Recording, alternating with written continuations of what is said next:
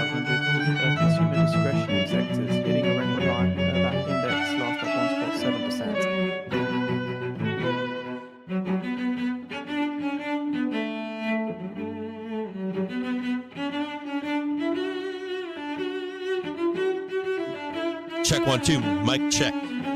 Happy Monday out there. How y'all doing? Let's get a nice roll here this morning. Get in some fucking puts if you can. I said something in the Discord, but well, if you can, get on some puts. Check out the VIX 9-day. We should go higher, but we should get a nice roll here. Just like slam that put buy.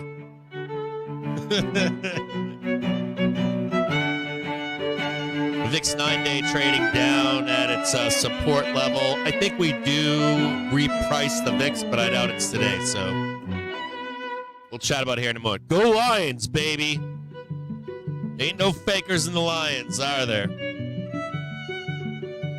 Do-do-do-do-do-do-do-do.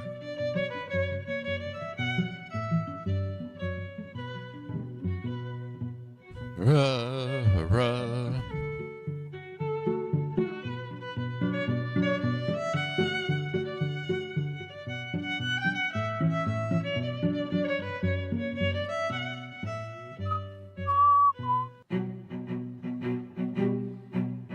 Someone checking on the children.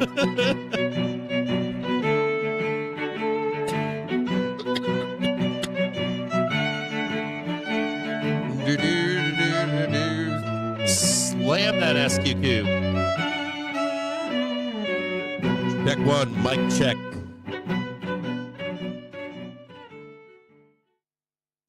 Good morning out there. How y'all doing?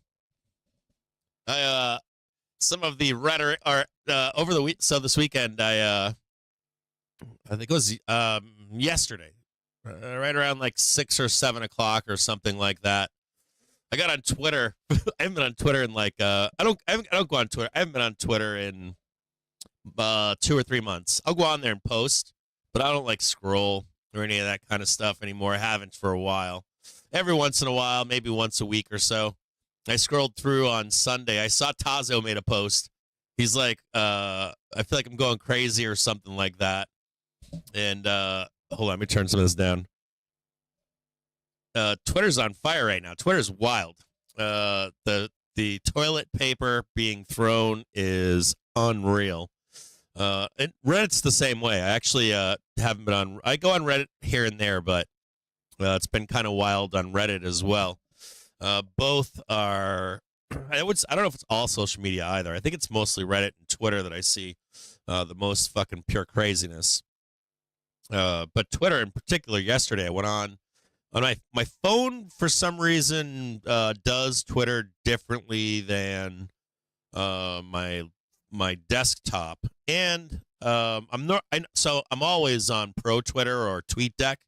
That's not the Twitter that I follow. So I've got like people on TweetDeck that I watch all of their posts, and but I don't spend time on Twitter. I don't like scroll through and engage, and I haven't for some time. Mostly because I don't have the time to commit to it. There's a lot of commitment to Twitter. It's its own thing, and streaming all day long. I just don't have the time to do it. To be on Twitter as much, so I'll post there, but that's about it. Not as much interaction as I wish that I could have there. But I did look yesterday. Whew! Twitter's on fire. One of the things that I saw yesterday was the end the Fed stuff. I think my housekeeper was messing with my head thing. But I saw some end the Fed stuff. I posted something, not shit posting, but talking about it in the Discord briefly this morning. And just a note to you, the market should roll down here this morning. Let me get you guys set up. Let's get started with that. We'll come back to the end the Fed stuff here in just a minute. So, this is VIX 9-day. Now, I think the VIX gets reset. Personally, I think the VIX gets reset. We had a lot of volatility that should get priced out of the market, but I don't think it happens today. I don't think today's the catalyst for that to happen. We need some other stuff to happen. We've got OPEX, Vixpiration. We've got end of month stuff. All that kind of like we got mechanics in the background to make that happen. Today is a federal holiday. It's not really a big like catalyst day for the market to go higher. People are off today. You should see a quiet market today. And when you have a busy market, right, especially if it's a bull market, market should go up. When the market starts to quiet down, you'll see, and we also have some key dates coming up. You'll see Delta rolling off the market. We have a pin as well at 6,000. We have another pin at 60.20 and 60.50 developing right now. But just take a quick look at this and just a basic, easy look, right? VIX 9-day. You can formulate this with dividing VIX via SPX as well, and get a similar buy sell a way to track the market, right? I love VIX 9-day. It's easy. You can get it on TradingView. Just type in VIX 9-day. It's fairly consistent with turns in the market, unless we begin to reprice. And so I'm not seeing the catalyst to reprice the VIX today. Maybe it does happen. Maybe it does. Maybe because it is slow, we reprice the VIX. But for right now, until we get a better catalyst, which I would assume would be like this past Friday, we lost some delta. We should lose some more delta this weekend and during OPEX. And you should see some new flows coming in. There's some other stuff too. I'll talk to you about that. The CTAs, trend traders can also help along with that, as long as we stay above 6,000 on SPX, which we're at 6,009, I believe, right now, somewhere in there. But just take a quick look right here. Let's take a quick look down in here. And it's a couple things I want you to see on this VIX 9-day. What a trend change, or I'm just going to make this larger here. Kind of see that VIX has been on the rise, on the rise, on the rise. And the idea here is that we reset the VIX back to something a little bit more reasonable here. See if I can bring this back to you. Show you a reset of the VIX. Kind of see we're kind of riding kind of high here, right? You see how high that is right there, and how we get resets of the VIX. Typically, we'll get a reset on a huge spike, right? See this giant spike up here, giant spike up here, and we just had a giant spike right here. You see that big giant spike in the VIX? We actually traded 75, 79.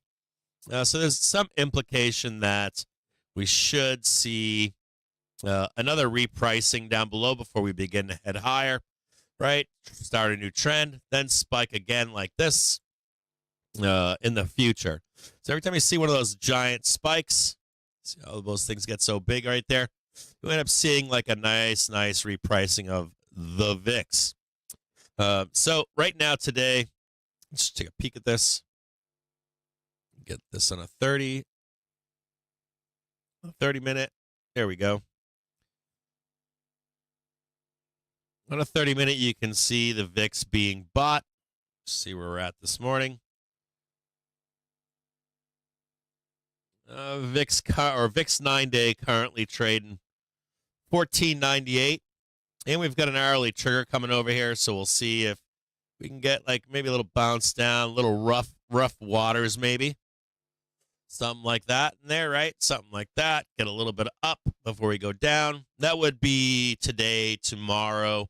We also have some other stuff coming up this week. If you look at the brief from last night, I highlighted Vixpiration and OPEX, and we've got Shopify reporting on Tuesday, I think Tuesday night or Wednesday morning, and then we've got some I think retail sales, some other sales coming out like Wednesday. We get some volatility catalysts heading into the rest of the week. Just keep your eye on this VIX 9-day as the day progresses. Now on this is SPX Gamma. Resistance was lower, but it's higher now. And support has come up. We were down here. Support's up here now. And there's a little bit of a gap down here that needs to be closed at minimum. You want to be paying close attention you're going to be paying close attention to, even if we pull all this back here, you want to be paying attention to this this 6,000 level into OPEX as some kind of a magnet of sorts into OPEX. Let me bring this up really quick. I got to bring up the brief. Make sure I'm getting all my dates right. Didn't get any of my stuff wrong. View. Can I view that? There we go. Actually, let me go back.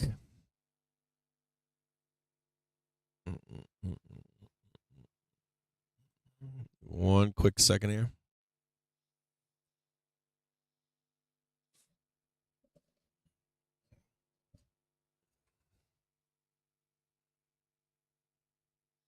Yeah, so we've got the 22nd of expirations on the 21st, which is the day before the weekend of Thanksgiving. Can I get a calendar maybe?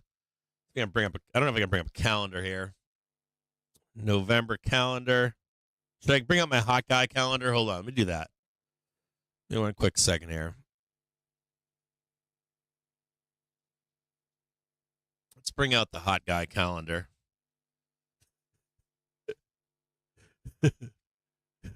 I swear this election, right, is going to make for some great memes and like shit posting and toilet paper. It's going to be nonstop comedy as we move forward here. So let's just make a note. Let's make a note here. We got what? Expiration on the 21st. We've got OPEX in here. We got like Thanksgiving week in here. So let's take a look at this together. Sorry about that. Where do I go? How do I bring this? I got to put this in reverse. Hot guys, baby. Hot guy calendar. Okay, so let's take a quick look together with this. But if you can see this here. So this is this week right here, right? And we have kind of a pin here into this week for OPEX at about 6,000, somewhere in there for like 6,000. And then we don't get expiration until next week on Thursday, right? So like Thursday, we get some free. Is that wrong way? Right in here is expiration. So we get freedom of movement here. And then if you come down here for this week here, the thesis would be that that last week, you as a retailer will be the dumb money trying to trade that. So let's take a quick look at SPX Gamma once more, right? Bottom right-hand side screen. So if you posit that we've got a pin right here. You got a pin right about there. And you've got, this kind of an action here, right? They park us in, right? As all this, we had some of that 6,000 expire on Friday. We got more expiring this Friday, right? So we're kind of like roped in here. And then you've got the expiration next week. And then you've got, man, this is a half-hour chart, but don't be looking at this stuff down here. And pretend this is like on a daily chart. So you got this like pin here into this Friday. And then next week you get some freedom of movement, right? You get maybe a day before expiration, we roll down, close some of that stuff up, and then swing high up into the Friday or the Monday, either the Friday before Thanksgiving, and then you end up fighting this whole thing Thanksgiving week, right? They sell you down into Thanksgiving. They come back after Thanksgiving and they buy this all again.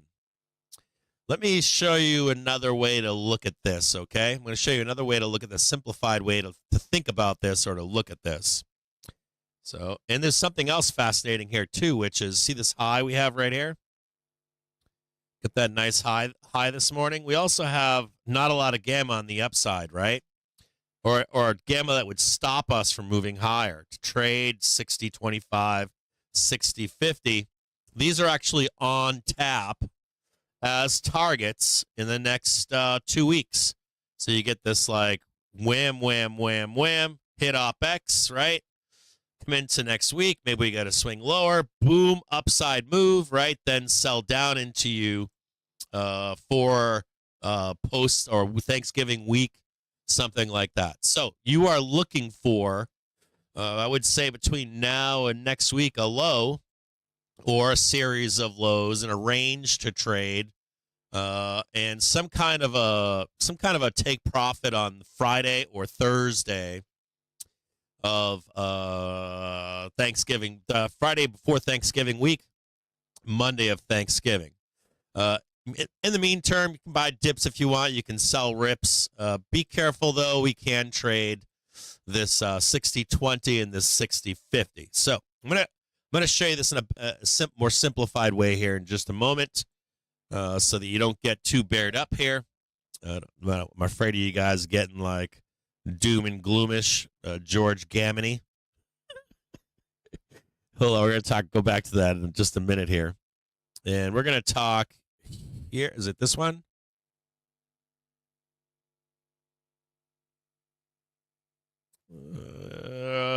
No, we're not gonna bring. We're just gonna bring up 2016, I think. So do we do SPY? I guess we can do SPY. Hold on here. We'll do SPY. I think we talked about this before. We'll do SPY.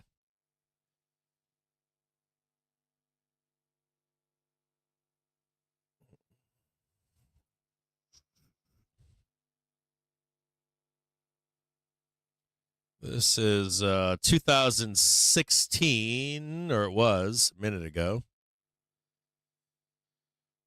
This is what I want to show you here.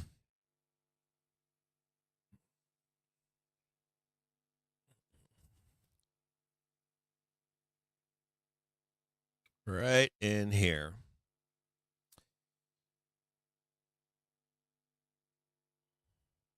So this is the Friday the 25th. We had Thanksgiving just after. And I want you to just note here. So we're on the 11th, right?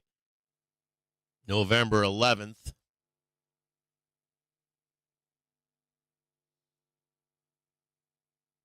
Now, we do have OpX next week, so we might be doing this, but there might be a moment to get down there to trade that. Then you get stuck in this Thanksgiving trade.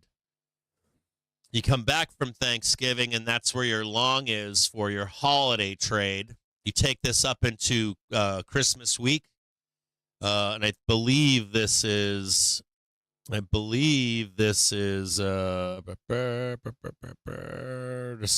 12th, 13th.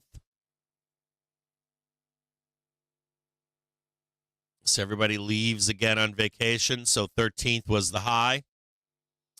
Now we do have VIX is not the same this year, of course, as it was in 2016, but the thesis here would be similar. You'll possibly get some volatility on VIX expiration. It's a little bit later.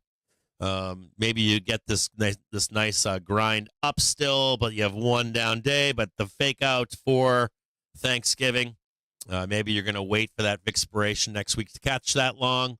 But the thesis was still we're going up, pull back out during Thanksgiving week, up into Christmas, pull back. Then you get one more up here at the New Year. I believe this is just after. This is the 30th. They sold us down into the new year, and then they ripped us up higher again. So you're just like trapping retailers in. I tried to relate it last week to when you're expecting a pullback that will gap it first to the upside, then we'll consolidate you, then we'll gap you up, while you're in the opposite side of the trade that you should be on, right? Your expectation of a pullback is not. It's like an inverse trade to whatever you think is going to happen. So, what does that mean? I want to show you this really quick with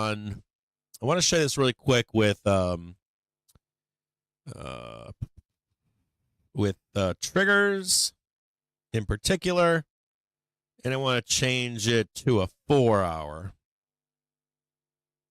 Are we in? Let me scroll this back again. Take you back over here again. Oh, hold on here. And one of the key points in this is, you're likely not going to see the daily trigger until after these moves are made. And you're likely going to see the hourly trigger hold, even if we break slightly below it. See how there's some blood down here below the hourly trigger, but we hold it. This is a 4-hour bar, so even on a day where we might see down to the hourly trigger, you're going to expect it to hold. So now this is today's chart, right? And we're heading down on a Monday. Here's the hourly trigger here. The thesis would be, even if we pull back on say today, right?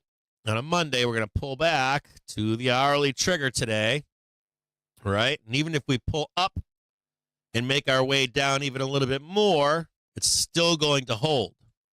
Does that make sense? So, and how far away is the daily trigger? Way, way, way, way down. And look at how far away it is. See how far away that daily trigger is down here?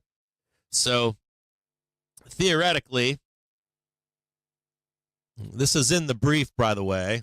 You could easily do something like this, down like this, and then you come back, and this looks huge to you, but it actually isn't. This would in a 4-hour chart, this would look like a big green 4-hour candle right here with a wick, straight down there, and then we're off and running again to the upside. That would be that bottom wick down here. Does that make sense?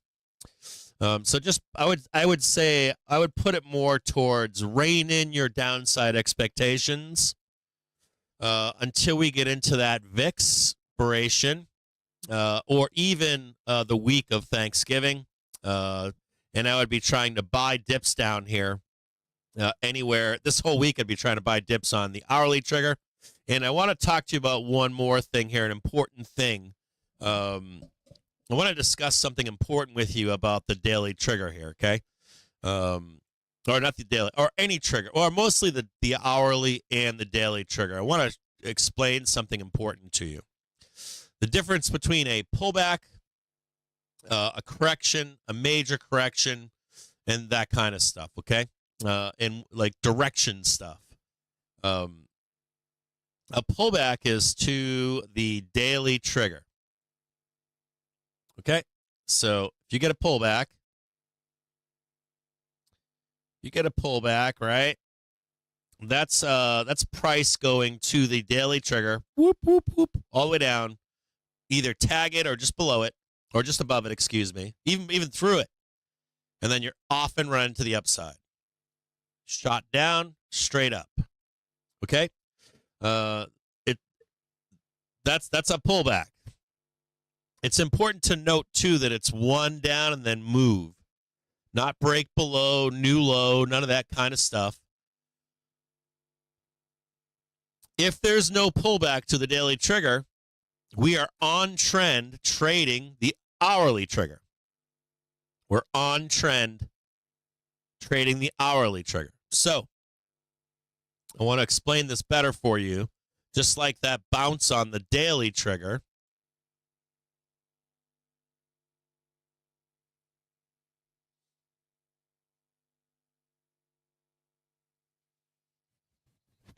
here is the hourly trigger, right?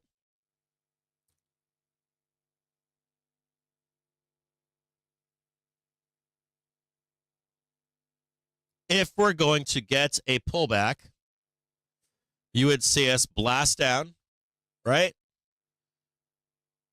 Make the new low, right? So now we're below, right? And you would want to see the rejection in the new low right here. Then we're going to slam down and have an actual pullback.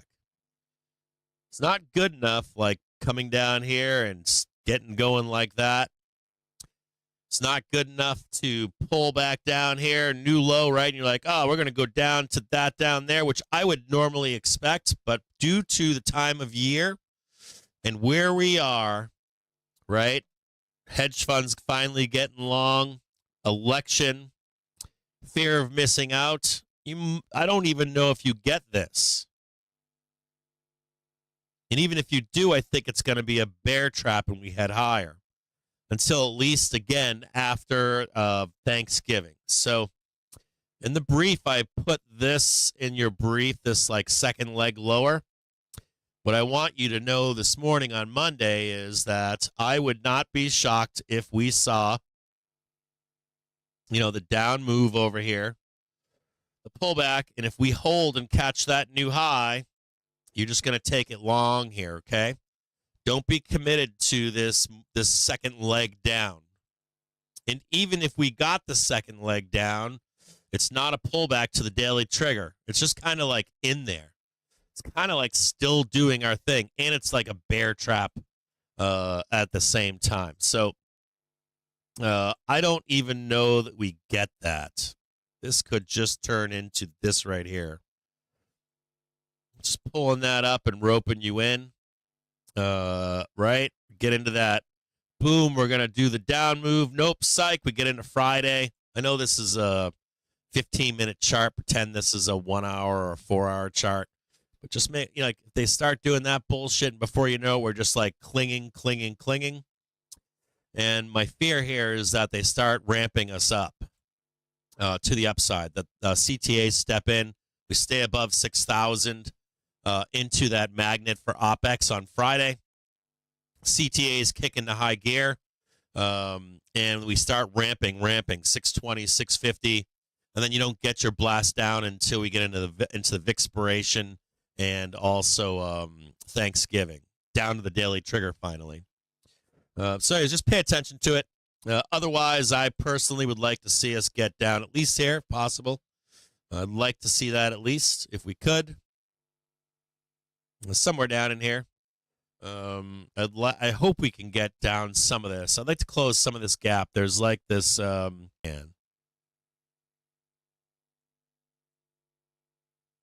just like that. Where's the close here? 1,600.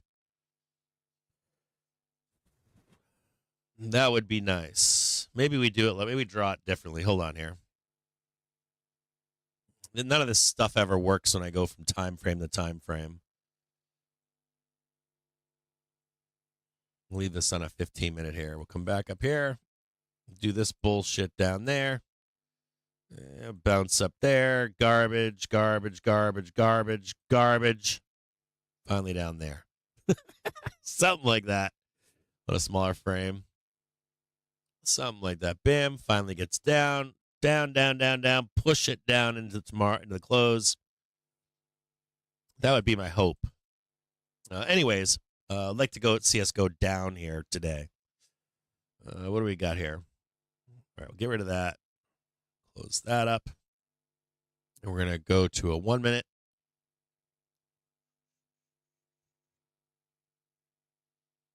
Should I do PT1, PT2, PT3 for you? So PT1's been hit.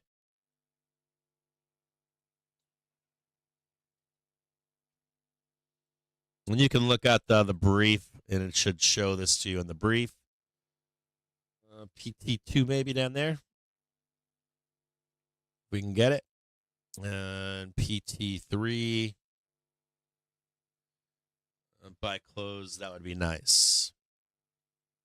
I'd really like to see, like, by Wednesday, maybe sell the vol on retail sales. Maybe Shopify can help us out.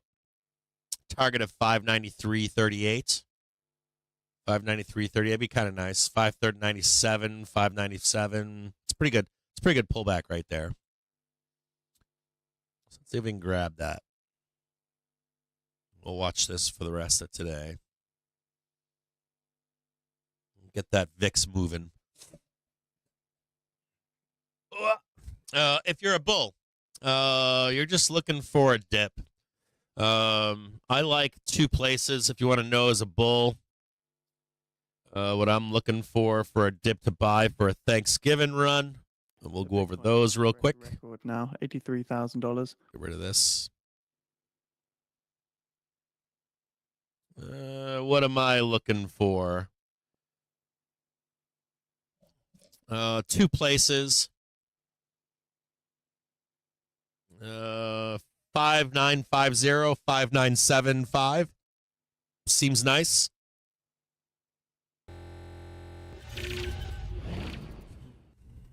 I would really like to buy this down here.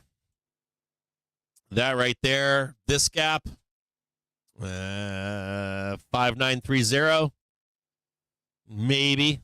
You might get that on Vixpiration. To be quite honest, though, for this week in particular, it's hot. Like this week in particular, you're going to be grateful to hit 5975 or 5950. Like grateful to get a dip buy in here. The base case is that 6,000 holds. So like I would set an alert on SPX to your phone or an email from between now and next week. 5975 on SPX, 5950.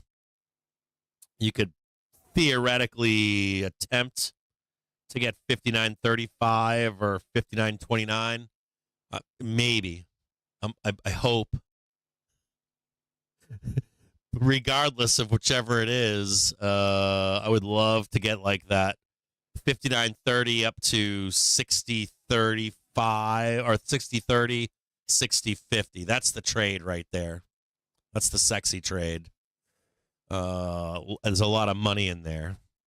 But I don't know if we can get there. I really don't. Like it could just be like hold the hourly trigger, we move higher. It really could. The way to that. Let me put the things back up here so you can see them. The trigger. Nope. Put the triggers back up here so you can see them. Nope. Where the fuck are the triggers? Right here. Yeah, there's the triggers. The triggers are coming up to 5950. So 5950. I think that's reasonable. And that does have the hourly trigger on SPX is down here in this gap. Maybe the faster we can get there, we can catch a nice dip on it. Please get me down there so we can catch a dip on it. Bears haven't done too well with the getting us the dips that we want. But on that note too, there's a bunch of gaps down below there, whole bunch. You ain't closing those. You don't even think about it. The first big gap up, you ain't gonna see that shit until probably next year, sometime early next year, springtime. I don't think you see that. I don't think you see that that trend reversal gap that we did. The initial one up, you ain't never seeing that. Like Monday, Tuesday gap. You're out of your mind if you think you're getting that gap right now. You have like you can get it. It's probably a 5 to 15% chance. I'll give you 15% on the top. That's not a tradable trade in my view, at all. Yeah, that's what I'm saying. Like, they're gonna step in and try to buy it. I would assume at this point that the entire market is looking for anything they can buy. And I don't think that they care. I think they just put a call spread on. They come back in fucking 3 weeks and it prints. 2 weeks, prints again, prints again, prints again. Even if we blast it down there, it's going to come right back up and print those same fucking call spreads. If there was one rule here, too, is if your call spread starts burning, you just leave it on. Don't look at it. We're going higher. I can't blame people for that. The one thing that I think David AMS made a really good point. He's like, yeah, that week, those weeks though for Thanksgiving and Christmas, you can make a lot of money. I agree with that. I think though that my point wasn't directed at like a day trader trading a 30-second chart. I think that that was directed at someone buying 0 dates, like 0-day calls on like that week. If it's that week or the week after, whatever the fuck it is, it's a time where you can get brutalized.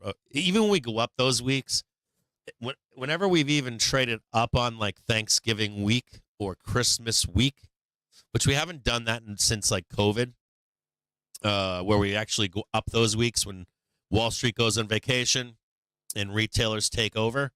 We haven't had that retail control since COVID. So even if we were to get it this year, it's still a grind usually. It's still better to just like not fight it, like back testing 5-minute triggers in positive gamma. And they just grind you out the whole way and you kind of get pissed. Call spreads are the way to go. Now, let's talk about this quickly. Let's talk about, there's a few things to talk about here. So today's a federal holiday. There's no data. Tuesday, we get loaded up with Fed speak all day long. We got Trump team mulling lawyer Richard Farley for the SEC chair. Trump also made some commentary about removing Jay Powell last week, shitting on Jay Powell. That's normal, though, for Jerome. I read to you an article before, and 3 hours before Trump freaked out. I read you an article about Trump freaking out during COVID. He's running the same playbook again with Jerome Powell. Jay Powell's in no way telegraphing that he's going to leave. And also, Jamie Dimon made some commentary that he's not going to join the Treasury Department. There is likely going to be some kind of, I don't fucking know what you'd call it, like pressure from Wall Street to downplay any of the toilet paper or hyperbole commentary you see from MAGA in particular. Like, we're gonna round up all the immigrants. We're gonna 100% tariffs on Mexico. S&P Global came out last week, and they also made some commentary. They were like, there ain't no fucking way that's happening. They point blank said it. They were like, this ain't happening. I would assume there'll be some guardrails on from like Treasury, Federal Reserve. If you're out there drinking the Kool-Aid thinking you're going to get this, like end the Fed shit, highly improbable. The Fed has a habit of over-loosening, over-tightening, Treasury departments, over-tightening, over-loosening. I will say this. Of any time in history, their reaction to COVID and their work that they did to unfuck themselves from QE and COVID is applaudable. I'm shocked. I don't know if it's because of the non-adversarialness of the Fed. I know there's calls for the Fed to have more involvement from our elected officials. I think that the non-adversarialness has opened to that discussion more, as well as the AI scraping that goes on for sentiment from professionals and retailers. There's a lot more transparency than there's ever been. I think the Fed has admitted to taking the input from professional traders, the bond market, and retailers in particular. The professional and retailers that talk about this stuff on socials. The Fed released a white paper last summer saying that they gauge what people are saying. And I got to admit it, they used to frequently way over loose and way over tighten, and things got sideways and haywire. I was shocked that Jerome cut 50 BPS. And then I was shocked that he cut 25 this time. And he's got plans for 25 more, probably in anticipation of inflation ramping. He is aware of the political changes coming down the road and is meeting that ahead of schedule. So whether he can combat that or not, I don't know. Nobody knows. We have a crystal ball or whatever. But when you're listening to the hyperbole and the toilet paper and the end the Fed stuff and all that kind of stuff out there, just know that there are likely, and these are people that are Republicans. I mean, these are fucking Republicans. These are guys that are like friendly with some of this stuff, but there's still guardrails. Remember that they want these guardrails in place. They don't want, whether you like or want this, maybe you want this, but the world in America does not. They're not going to just say, fuck it, we're going to do price discovery on the S&P 500, and it's going to trade like a Nigerian stock market. It's just not going to happen. Now, if you don't believe that, or you're for end the Fed or anything like that, I would send you over to our friend Wolf Richter. And I would have you look at, I posted it in the Discord. It's called, the article is Fed's balance sheet drops below 7 trillion, QT minus 53 billion in October. They've actually slowed the runoff, which is nice when they speed it up. And this is hooking right back into that. When they over tighten or under tighten. When they over tighten at the end of the runoff, if they speed it up, it tends to slam us into recessionary periods. We end up like slipping into recessions.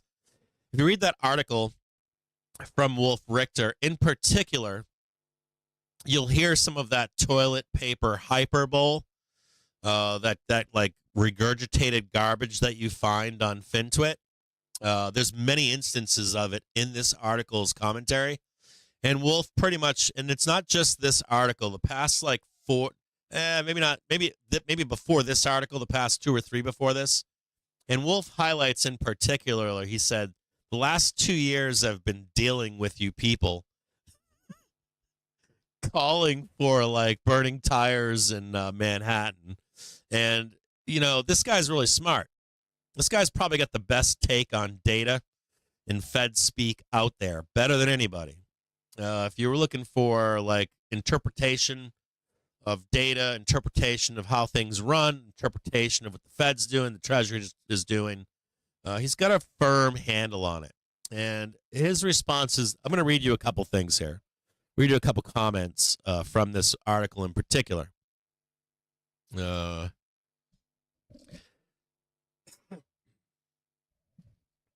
Blam35, Wolf, your points have meaning as compared to pandemic levels, and I so greatly appreciate your info and point of view. But the tone seems really empathetic to the Fed's over-liquefied monetary stance. I don't think that was in the. I don't think that's on the. I don't think the over-liquefied monetary stance was in my SAT test. Anything but untelegraphed affirmative large sales of MBS and treasuries into the market until zero sooner, next 12 months, should have been occurring since 2019. During COVID. Is just not acceptable from a responsible monetary stance. As we know, the Fed needs to dramatically reduce as the next bailout is around the corner. It's always the ones you love the most who cut deepest, bud. Always graciously in your debt, sir. Tell me that's not some incel shit. Richter's response: nonsense. You just want to blow everything up. Liquidity does not flow where it needs to go instantly. And if the Fed withdraws liquidity too fast, it will suck it up through 2 pipelines, Treasury and MBS. But the feeder pipelines won't be big enough and the system collapses. QE was bad, but there is no reason to purposely blow everything up afterwards. I get really tired of this dumb stuff. Been hearing it for 2 years.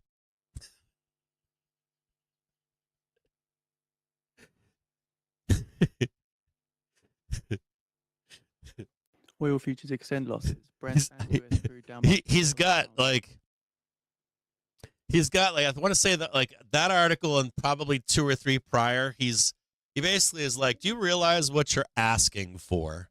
And he's actually questioned people like, do they have a bone to pick? Like you don't know who the commenter is. You don't know who the person is. One person that made a comment was angry because he couldn't afford a home, so he wants to blow it all up so that he can afford a home in Beverly Hills. And you're like, you want to do what? Like some of the fetish fantasizing of like, I'm gonna get an apartment in Manhattan for $1,000 a month. You don't know if they're divorced and they're just angry. They got laid off and never rehired. I don't know. They took on bad debt and drove a Lambo around, and they're never going to get back in the system. Whatever it is, it could be anything. The system doesn't work like that. Does it ever blow up? It does. Can we trigger it to blow up? Yes. But to think that people want, or the sane people in the room want that to happen, not today. Maybe if the boomers died off, that's possible. But while boomers are these old fucking guys, they're not going to allow you to take their wealth away from them. No matter what you think, they're going to retire fat and happy, and they're going to be in their, whatever. I forget that place is called. Villages down in Florida, banging each other as they hit their 80s. And they're living longer than they ever have been. So how long does it continue on for? I don't know. I really don't. There seems to be a thesis here that we're coming into a top of the market. You want to stay up to date? Not quite today, but soon. I don't know how long we can hold on to this market. Maybe next year. I would say we're being. I would say that we're being. Maybe not permeable, but I would say if you're a bull, you're hoping for 25, 26. You're not guaranteed it. At best. Now, whatever that crash is or bear market that comes out of this, does it turn into what this guy is asking for? Most likely not. Most likely not. And would you want that? I know that there's a call for that out there, but who's calling for it? Is it more than half the country? Is it about half the country? Is it just the loudest voice in the room? Is it really more than likely less than 20-30% of the country? That doesn't really make it happen. So I don't know. I mean, it could happen. It could happen. Supposedly, if you count everything, where it's supposed to happen. We're supposed to come to the end of a long-term debt cycle. But, the market has a way of not allowing that to happen, right? The fraud, they'll continue the fraud on until they actually break shit. That's what they do. That's not that this time is different. That's the base case, is that the fraud continues and continues and continues. So, anyways, you might be wanting that out there. I wouldn't be expecting that. So whenever you see the toilet paper, the hyperbole, we're going to do this, we're going to do that. I don't know if it's going to happen. I wouldn't be dwelling on it, is my point. I wouldn't be preparing for it if I were you. I know. We're supposed to entertain the doomers. I know we are.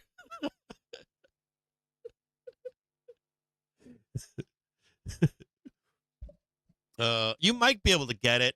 I was trying to think about it over the weekend. The problem here is like you got to spend like if we're going to entertain that line of thought, you figure it would take about 2 years of laying the groundwork for it. And then Trump would need another 4 years, so Trump would either need to get rid of term limits, or you would need for Vance to carry it on, or someone else to carry it on for MAGA for another 8 years. I think you could get it done if you did that. If you're able to get like Trump and then 8 more, if you did 12 total, you could have that happen. I think I'm not MAGA myself. If you don't know that, I'm not MAGA. But if I were, I would want to expedite Bitcoin tops $84,000. I would want to expedite my platform as quickly as possible, and get it if you really want that done. If you're out there and you're MAGA and you're like, yeah, I want to wreck the system, you want to do it as fast as possible. Because what happens is, no matter what party you are, you piss off your support. And if you piss enough of them off without getting done and you get stuck in a quagmire, then they switch from you voting for you. So you kind of want to do it as quick and as hard and as fast as you possibly can. So, yeah, I don't know how you get that done, because of the guardrails that are in place. And that's what I saw from J-Pow was like, he's not going to step down. They're going to try to stop this. And block it long enough that the possibility of it happening lessens over time. More time is not your friend, or more time can be your friend, but only if you get the big stuff done quicker, fast.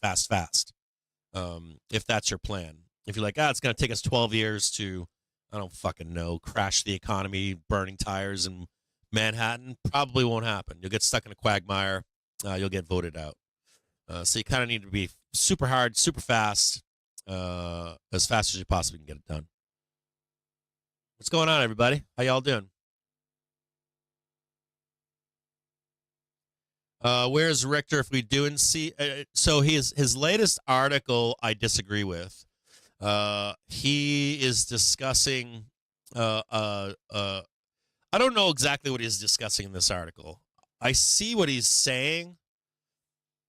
I could see the market go vertical from like now into spring or summer, but I'm not seeing the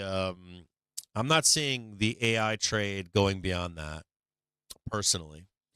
I could get with that. His newest article talks about how the bull market could extend. He's opening the door. Wolf is open. Let me see if I can find the article.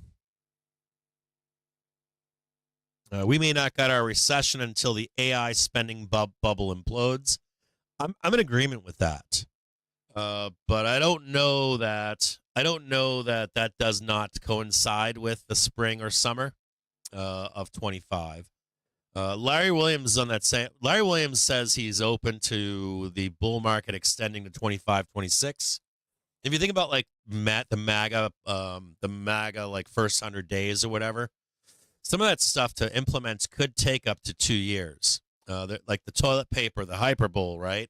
Scream, you're gonna do this. Scream, you're gonna do that. Let's think about this. If you're going to, let's say we're gonna pass policy to remove illegal immigrants and naturalized illegal immigrants, right?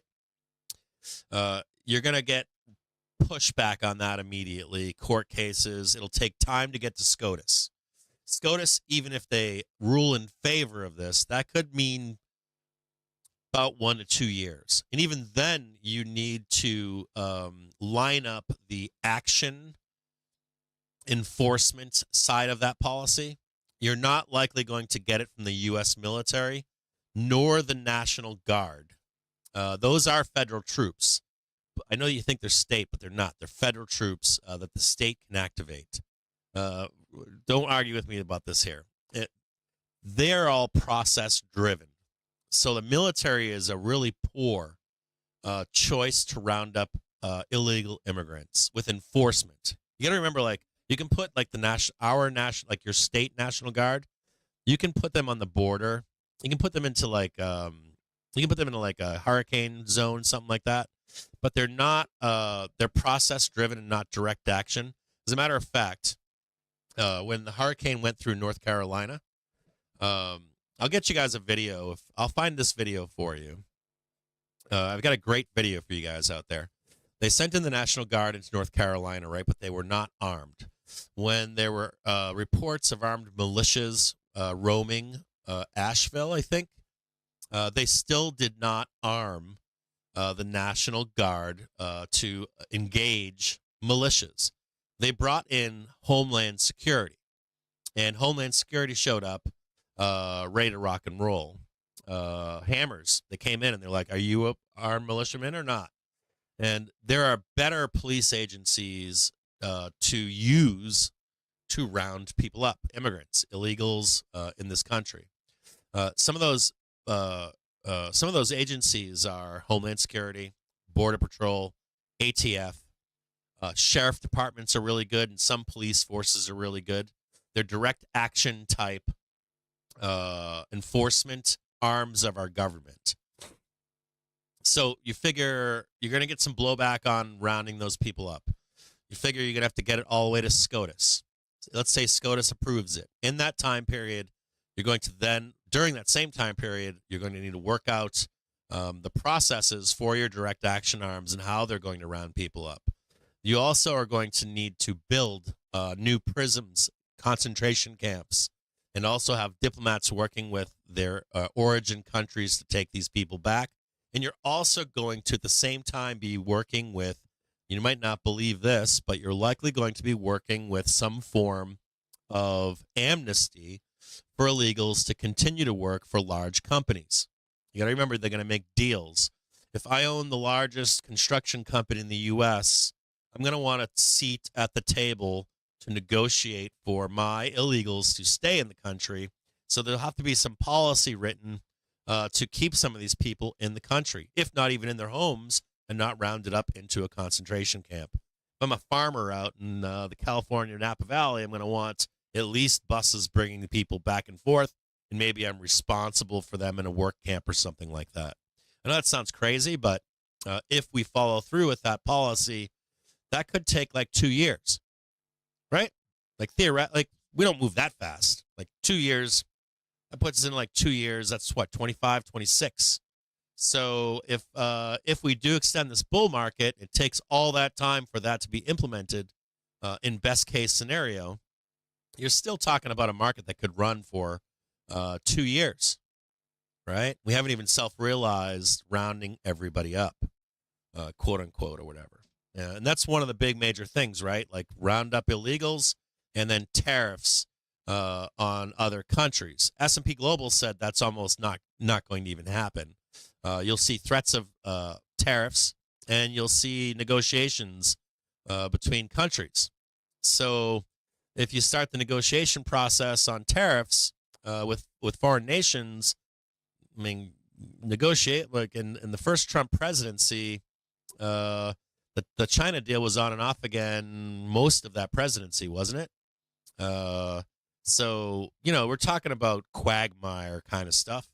And if that quagmire were to continue, and to boot in all of this, over the weekend I read two stories over the weekend from insiders that are procurements for companies in the U.S., large companies.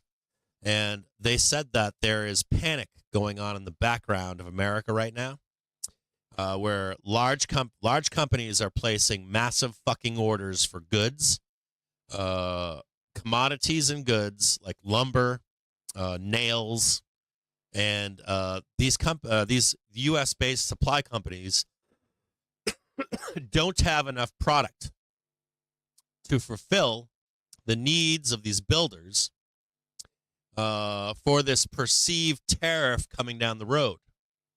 There are now future projects being put on hold currently as there is panic buying. Basically, there's like toilet paper panic buying from not the supplier or supply side U.S. company, but the manufacturer or build side of our economy right now. And if you recall, heading into Q3, at the end of Q3 for orders for Q4, 1, 2, and 3, or first half of 25, how many companies out there in their ERs said we're tightening our belts?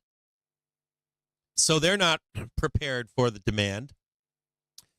They haven't ordered anything, and now they're in panic to buy. So what happens? We get increased inflation, trying to price in something that hasn't happened yet.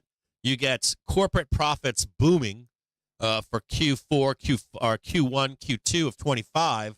and you have a perfect recipe while the quagmire is going on for, panic buying and panic this and panic that, and nothing's happened yet.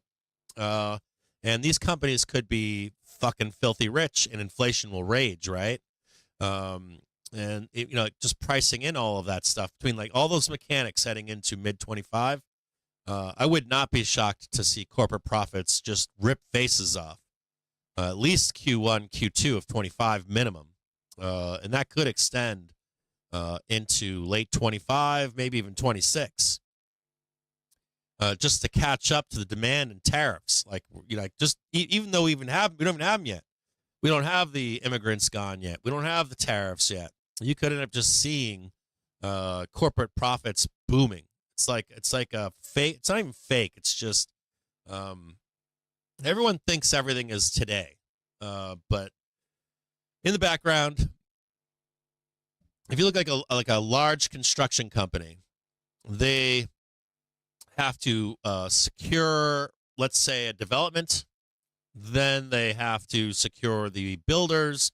They have to secure the material, and then all of those companies behind all of that have to do all that too, right? If I'm going to sell you the big company lumber, I have to have ordered that lumber long before we ever get there, right? And then you probably have some hoarding going on, right? If I'm a large, huge builder, I could probably take 100 acres, and if I think tariffs are coming, I can order as much lumber as I want, right? And then once the tariffs hit, I get to max profit, like super profit, right? Super, super, super profit. If I was a large builder right now, I'd be hoarding like lumber, wouldn't you?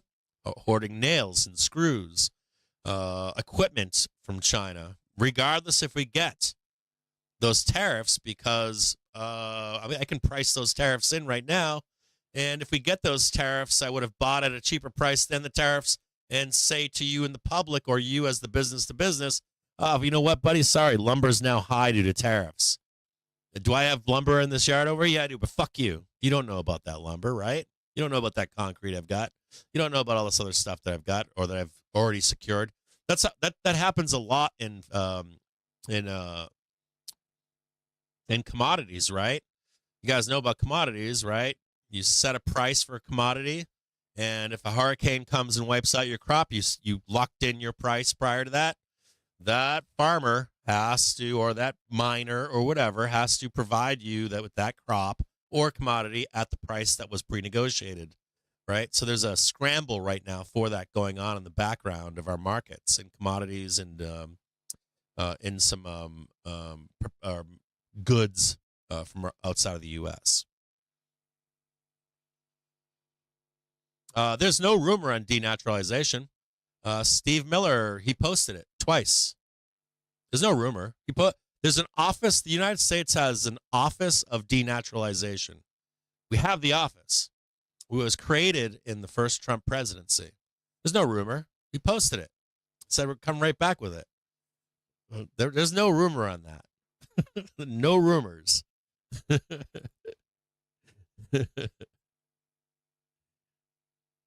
it takes time. So pay closer attention to the mechanics of pricing that in before we ever get there would be more important. Hey, yeah, happy Veterans Day to all of you out there. I got to go do something today. I was only going to be here for like the open for you guys to get you guys set up for the morning. I got to get out of here for just a minute, but PT2, the hourly trigger, now coming into it right now. See if we can get down there. Can we get down there in that PT2, baby? Just note we are trading the half an hour trigger right now. He will do tariffs. How much, I don't know, but guaranteed. But it will provide a windfall for farmers. That's odd. That's odd. My family doesn't agree with that statement, but okay. You do realize we get $200 billion in grains coming to the U.S., right? Probably not. That's okay. $200 billion in food coming to the United States every fucking year. It's insane. I don't think that can be replaced by our farmers. Maybe you do. I don't know where we find that, the replacement. we're going to talk about that and its impact on the market here because we may have to switch to no more political speak. I don't want to, but I see a comment saying there'll be a windfall for our farmers. Someone said Trump will raise tariffs and it'll be a windfall for our farmers. Again, I think you're wearing your Main Street hat. I'm not trying to shit on you or nothing. I would be very suspicious of that. We take in $200 billion in crops in this country. So let me explain basic inflation to you. Okay, I'm gonna be serious here. This is because this is important to how you trade the stock market, not how you vote, not how you feel. You're either going to have two things happen. So you either need to take in, this is food, by the way, $200 billion in food through international trade. You either need to find another country to supply that food to that are not under tariff, or you need the U.S. to produce another $200 billion in food. Or you're going to have food shortages while you produce that new food with new capacity. Another thing that happens in that process is while you can't do that immediately, it creates inflation of those products. So if I'm making eggs, I make 100 eggs and I need to now produce 200, but I can only produce 100 with what I've got for facilities until first I get the capital costs of building those facilities. I ain't paying for that. I'm going to pass that along to you. And then even when I do build those facilities to account for the 200 eggs, I can't have a disruption in supply. So I'm going to buy the eggs, the other 100 eggs from a country with high tariffs, and I'm going to again pass the price along to you. That's how we get higher inflation. Does that make sense to you? At any rate. No. Man, dude. Yeah. I'm all for this. I'll be 100% with all of you out there. I'm gonna be crystal clear with all of you. I would love to see 100% tariffs with Mexico, Canada, China as quickly as possible. If we could do it day one, I'm on. I'm 100% with removing every illegal immigrant in this country as fast as possible. I'm with you on it. So if you want my Main Street hat, I'm with you on that. I want to see it as fast as quick as it can happen.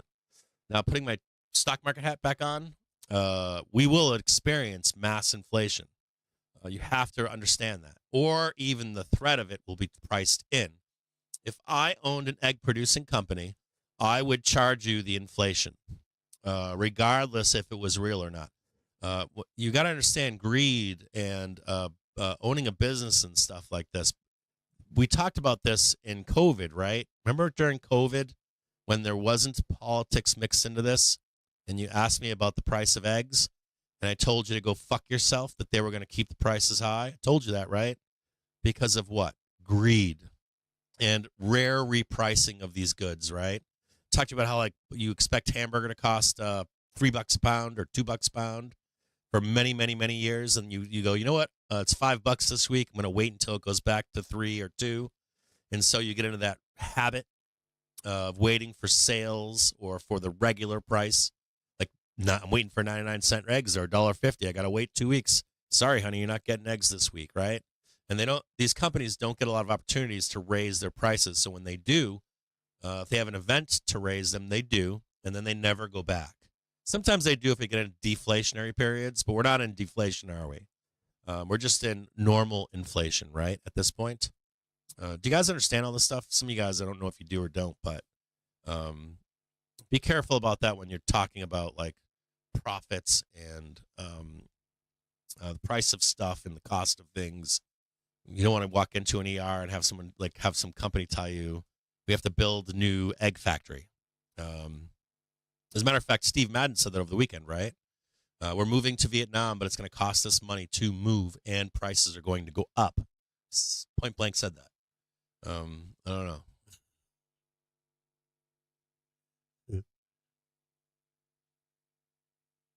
I'm with deportation and denaturalization too. I'm actually so I have everything to benefit from this. I have everything to benefit from this plan, so it only benefits me. I'm wealthy, so there's nothing that can hurt me here. I only benefit from the plans that have been made. So, and you got to remember, I'm a nationalist. You guys know, I've always been a nationalist, right? Like I'm for confronting China. I'm for the hegemony of the U.S. Even though I'm a Democrat, you guys know I'm like, I like U.S. steel. I just think there's pain there, and I think that's where a lot of us disagree. I think politically some of us disagree on how or what that action is, how it impacts our country. I think there's pain there that you don't realize.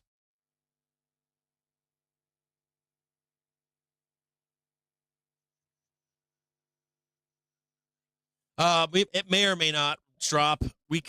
There can be an inflationary period. If you remove 3% of our workforce in the worst jobs in the U.S., you could see wage spiral that could keep up with the market for a little while until we break something. It doesn't necessarily break immediately.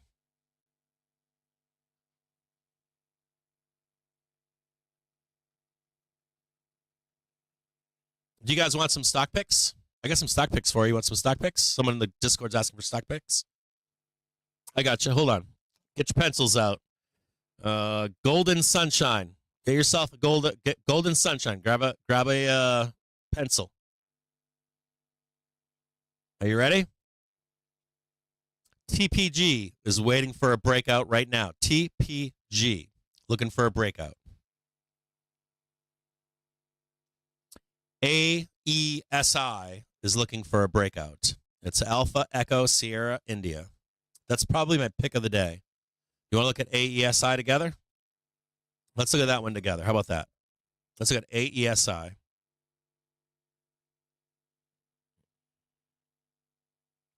But I do keep a index of stocks. I wish, and also note too, Golden Sunshine. I want you to also search for posts from Winky Face. Check a post from Winky Face. Or a post from Winky Face. Another thing too. Number one, I was looking for an entry into Serve, SERV. I bought them after they made a 16% down move after their ER. They had a kick-ass ER, and they bought another company. Now, of course, when you buy another company, it costs you money. Your stock goes down, but I'm very bullish on this company. There's lots of buyers stepping in. They've been down around $8.50, $9.50. Check out Serve.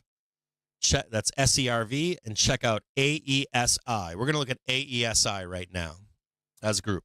Okay? I got you guys. Hold on here. Check out AESI. Atlas Energy Solutions. Let's look at this company here. Give me one quick second.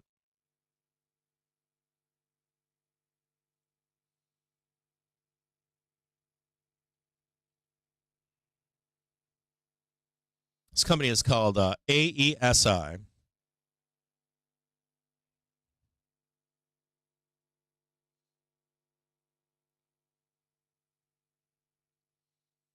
Atlas Energy Solutions engages in production, processing, and sale of mesh and sand that are used as a proppant during well completion process in Permian Basin of Texas and New Mexico.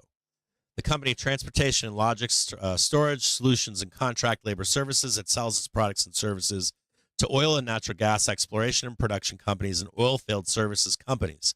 Atlas Energy Solutions was founded in 2017 and is headquartered in Austin, Texas. This company banks money. Their fundamentals look outstanding. Don't read news on them. Don't bother. They are a Trump trade. Trump is coming into power. You're going to see great oil and gas exploration, expanded exploration. Remember, we got tariffs coming. Talked about tariffs, right? and how this company, I think we know this company. We've already traded this company in the past, but this company here, they provide the material needed for oil and gas in the United States. So we're going to take a look at this company in particular, and I want to show you what's happening with these guys. Let me move this over here. We have traded this company in the past, and I want to show you quickly here how beautifully they move. This is a brand new company. I've been bought down here. Nice buyers, right? And keep getting bought on dips down below here. They got bought at 15.18. They got bought again down here at 17.09. And they have a cross coming up. Every time they get a cross, they seem to move.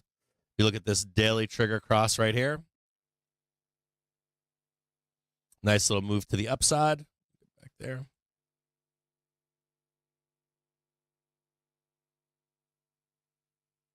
Nice little upside move right here in this company. Now, they do sometimes get these down moves. See how it looks like it's going to squeeze? It squeezed a little bit, but came back down. But made a nice, more beautiful squeeze to the upside here. See that? Nice little move right there. So that's $17 to 23. Pretty good, right? They have another one happening right now. They're looking for a breakout. So I want to show you this breakout of a candle. Let me get rid of this. Sorry, guys. Hold on a second here. Move all that down so I can get you guys in here.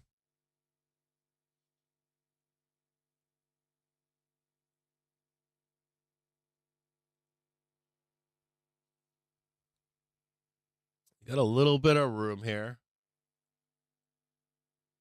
So I want you guys to be able to see that. Can you guys see that? Yeah, right there. It's like, but sell, right? Buy, sell, buy. Maybe one more. We could come down one more. Be a buying opportunity down here. I want you to look at this back here. We're going to look at its velocity and all that here in just a minute, but we're going to set an alert. It's like 16.94. Going to add alert there, crossing down.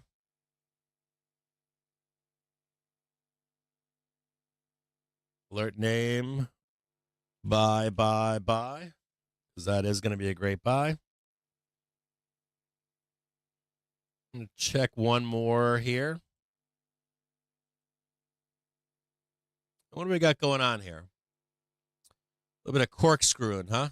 Bam, bam, bam, right? This is always good. Always like watching this kind of stuff right here. Right? Looking for a big, huge upside move. So I'm going to hit another alert right there. I'm going to call this, what?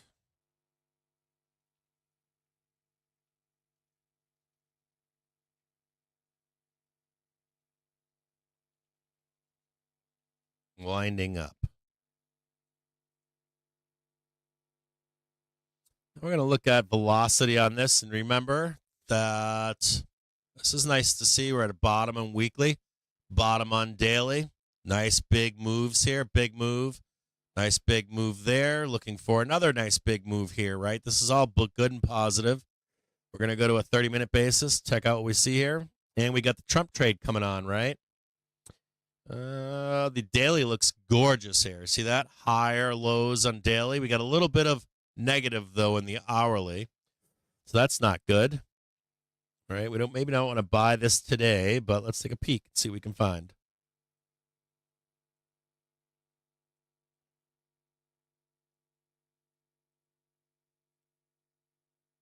A little bit more resistance there. Hourly kind of looks like shit.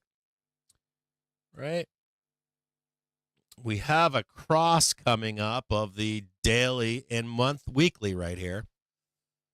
So this is what I'm going to hope for. I'm hoping for this. Hoping that we can go up here. A little bit more of a breakdown and then the breakout.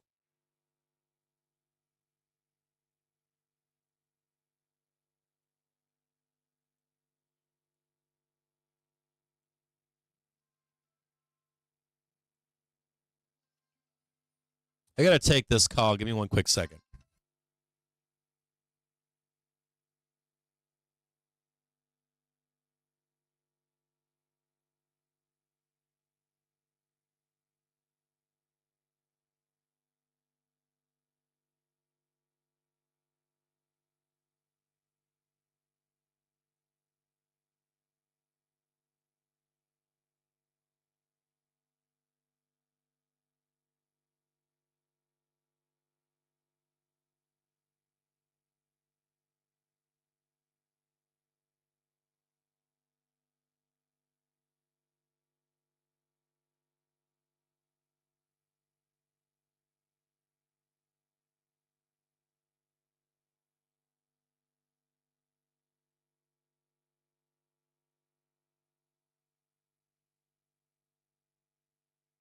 All right, apologize for that.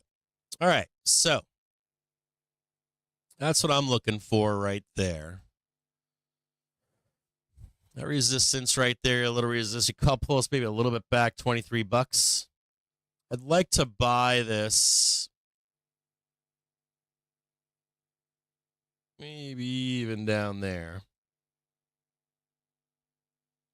See that daily trigger coming up right now? That daily trigger's strong.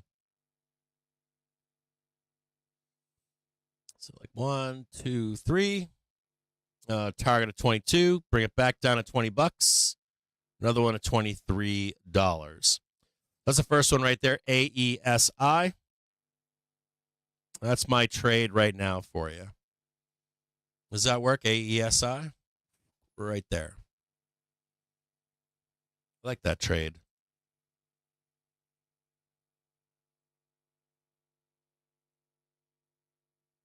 That trade. You like that trade? Does that look good? If at any point AESI breaks its daily trigger, I would say the trade is dead. And any back test of the daily trigger long with stops underneath it, if they do break their daily trigger, I would not like to buy this one. I would like to buy this one. I would think that that trade is dead and that we're looking for lower. So let me see if I can highlight that for you.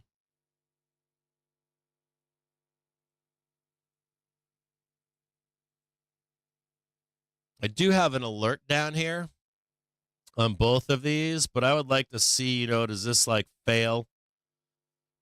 Does it go higher, make a new high, or does it break underneath like it's going to go lower?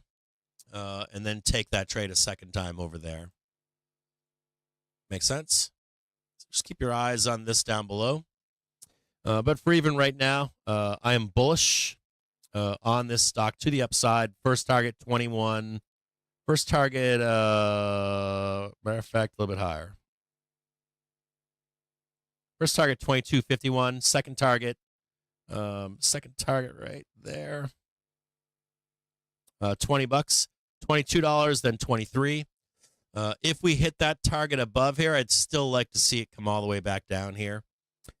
If it breaks out and above this declining resistance here, we're going to get really bulled up on this stock. But I wouldn't be long here. I'd get out and let it go above and let it make a new high to jump back in it to take it even higher. If we can actually get that breakout. Do I think it will break out? Yes, I'm more on the side of it breaking out than I am on the side of it failing. This all looks constructive and bullish. This initial move up right here, right down here, boom up there, right, boom, boom, up there, boom, boom. I want to see like boom, boom, boom, then eventually a breakout to the upside. AESI. We'll look at this one in a year. I bet you this one. I'm going to add this one to the to our list.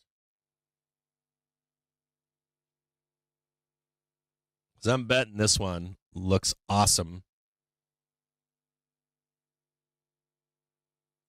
in about a year. I want a little bit cleaner over there.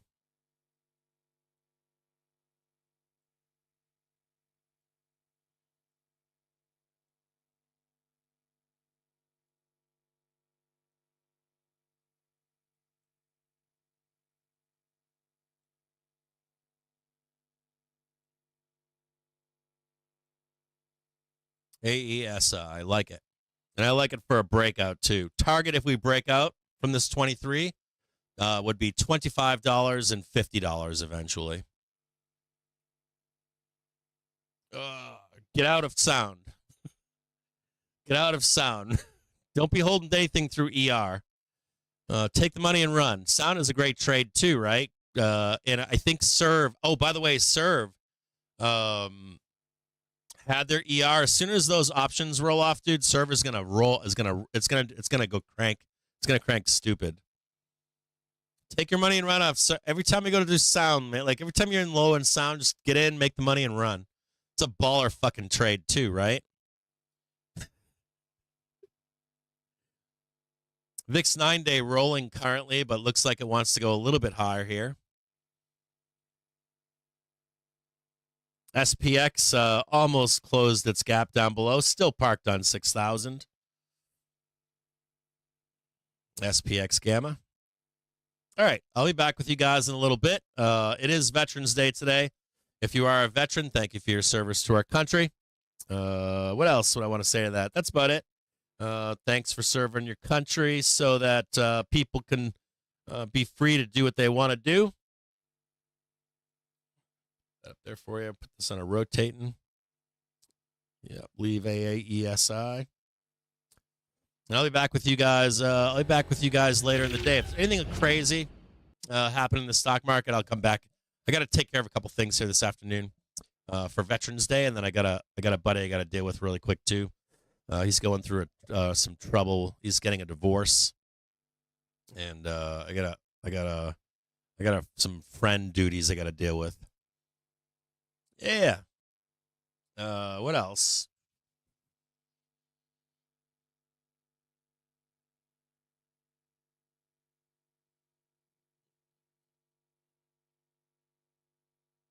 They're just adding them in, aren't they? You see that, Water Boy? They're just buying it all. I don't think we're ready yet. I think we're still hitting still got PT2 down here, so I think patience is the key here. Duties. Yeah, I got duties.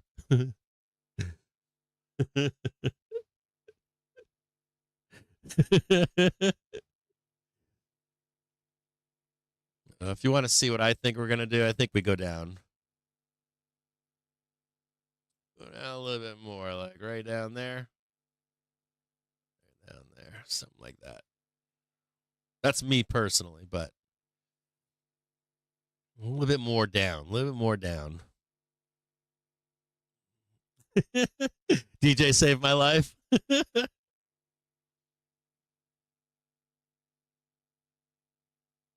Yeah, Tesla should trade the 372 or 380 before it rolls down. I would get out, though. 372 to 380, get out of Tesla.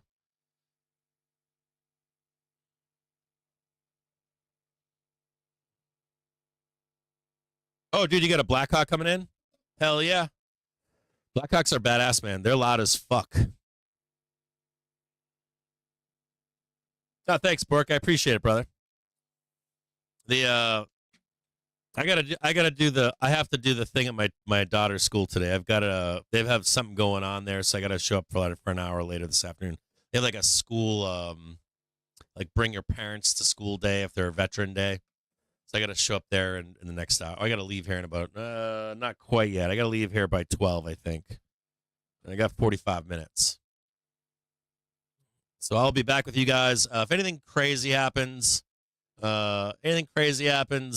you know, I think traders are I've been looking for a little bit more dip to buy. A little bit more dip to buy. It is OPEX week. It's like a tractor beam this week. I like it. It's good. Yeah, it doesn't have to be. It doesn't have to be anything like huge or anything. I like that, Bork. It's great. Just unobtrusive in the background. Not like Walmart Warrior type stuff. Just like subtle. I always like subtle, right? Subtle nod to things. I dig it. I like the subtle nod to things. I don't ever like I'm pretty pretty low key when it comes to that kind of stuff. I don't do like the American flags all over my truck driving down the road or any of that kind of stuff. It's like super low key.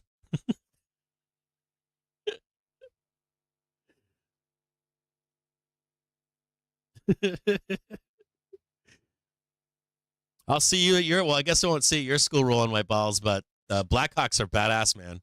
Super, super badass. Yeah, there we go. Get it down there.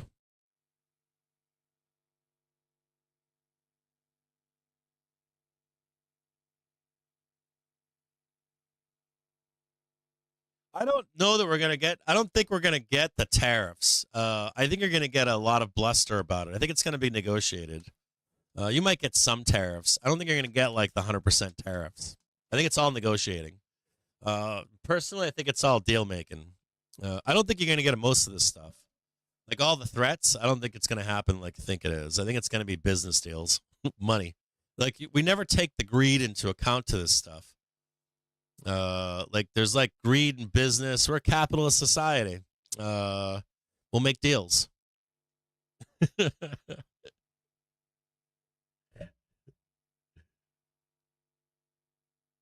If I'd have American flag, Punisher skull in your rear window.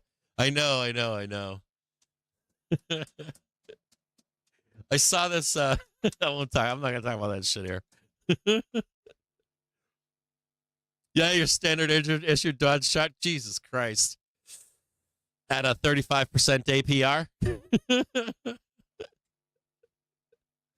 Immediately transferred somewhere you can't bring that car. Son, you're going to Hawaii.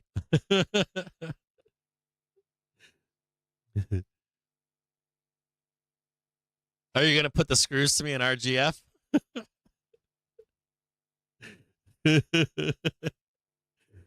God. I know. I know.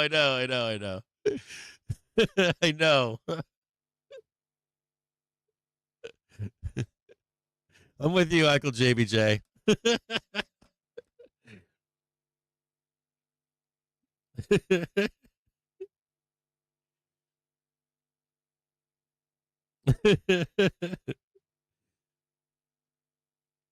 Rivian is I'm anti Rivian right now. I'm anti unless you're hooked up with Trump, I'm anti you in any kind of solar batteries cars. You would have needed you'd need a deal with Trump in my view, to be honest with you. I think we've said that.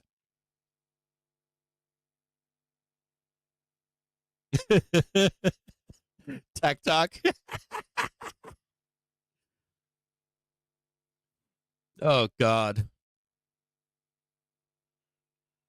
Oh, I didn't know you got out of BT or out of RGF. I still own that piece of shit.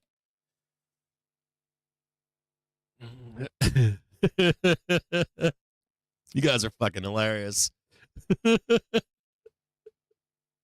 God.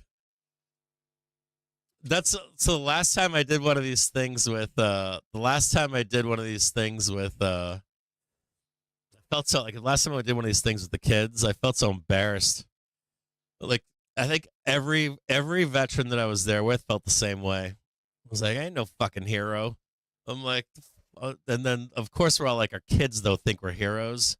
So you show up for you're doing it for your child, but like you're not like most soldiers aren't fucking heroes, and but of course kids don't see that, kids see you as a hero. Your kids see you as a hero, but like you're you're always like what they do is they usually like line you up, or you show up and you'll be a bunch of other dads and moms there, and everybody's like, oh fuck, I gotta be here for this.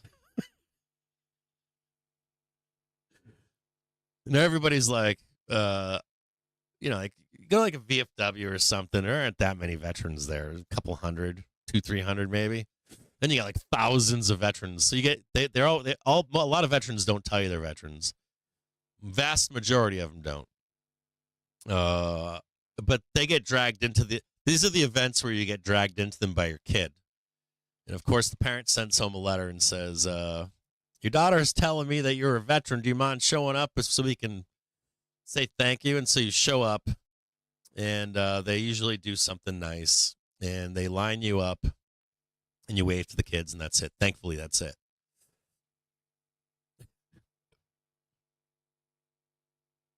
Oh, you did get out, you dirty dog. I know the Tack Talk video. You want me to play it on the? You want me to play it on the show? Is that what you're telling me? You want me to play it on the show? You may just. I don't know. I'll get in trouble if I play it on the show. I think.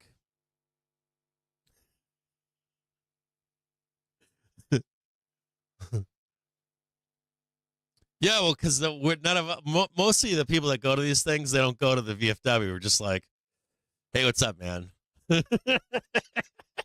are you with? Did I ever see you anywhere? Because there was a time there was a time where like History Channel used to, when I was in the Army, History Channel was like all over like training bases. And you'd be like, I know that fucking guy, I know that fucking guy, I know that fucking guy, I remember that fucking guy.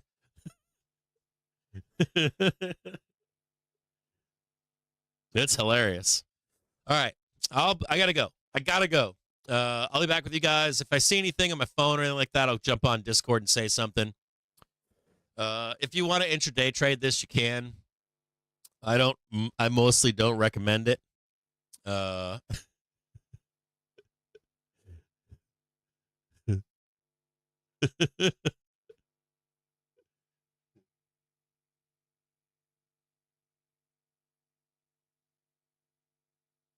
Yeah, people sign up for different reasons.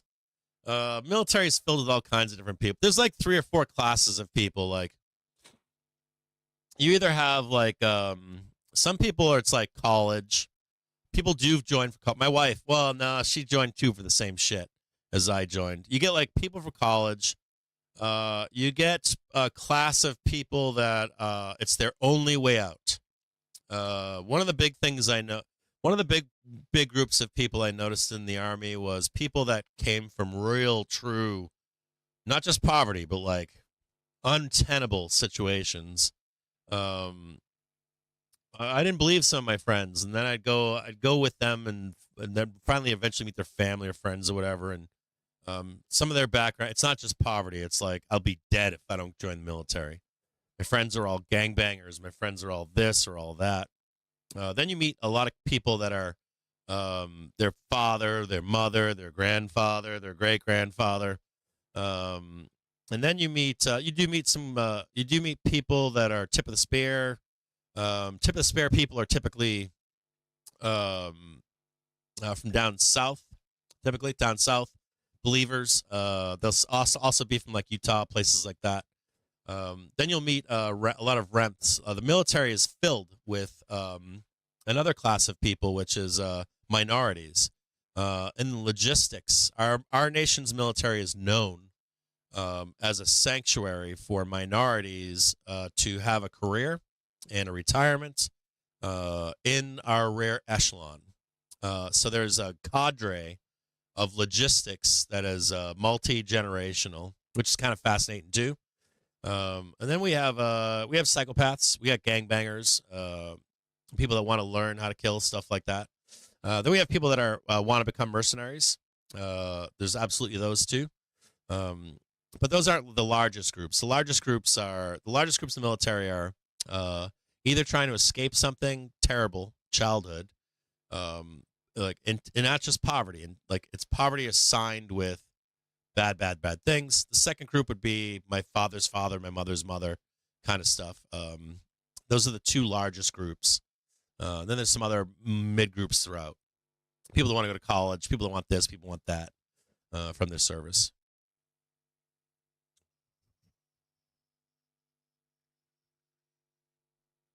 All right, I'll talk to you guys later. I'll be back. I think I've got the news squawker up, but there ain't no news today. There really isn't. There's like no news to play. Yeah, there's some psychos. I met a few. They're there. You meet them. There are psychos. I think it's a great place to learn how to, you know, do that thing. All right, I'll talk to you guys soon. Bye.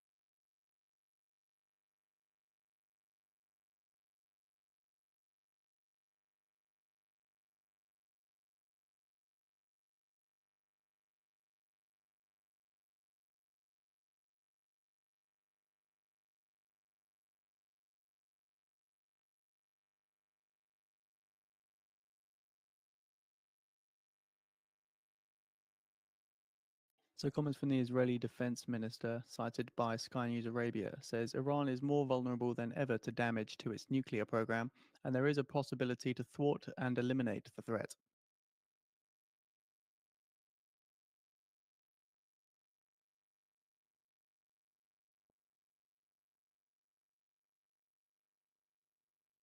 Protect your trades from macro headline risk with Financial Juice Pro.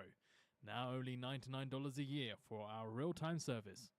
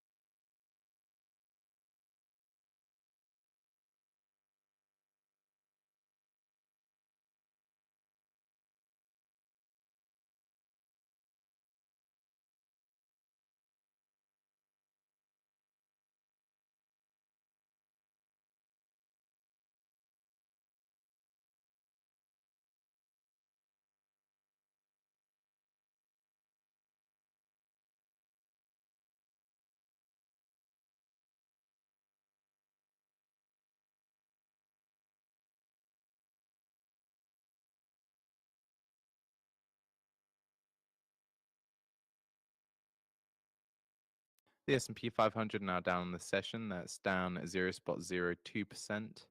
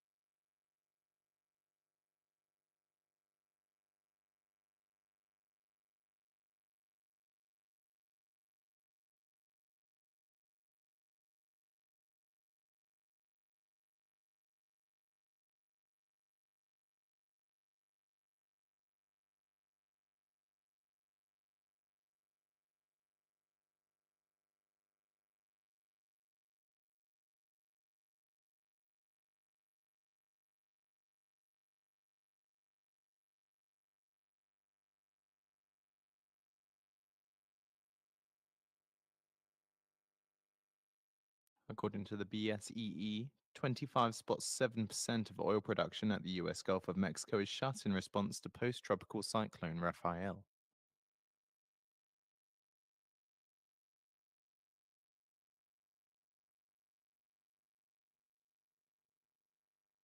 And 13.1% of natural gas production was shut.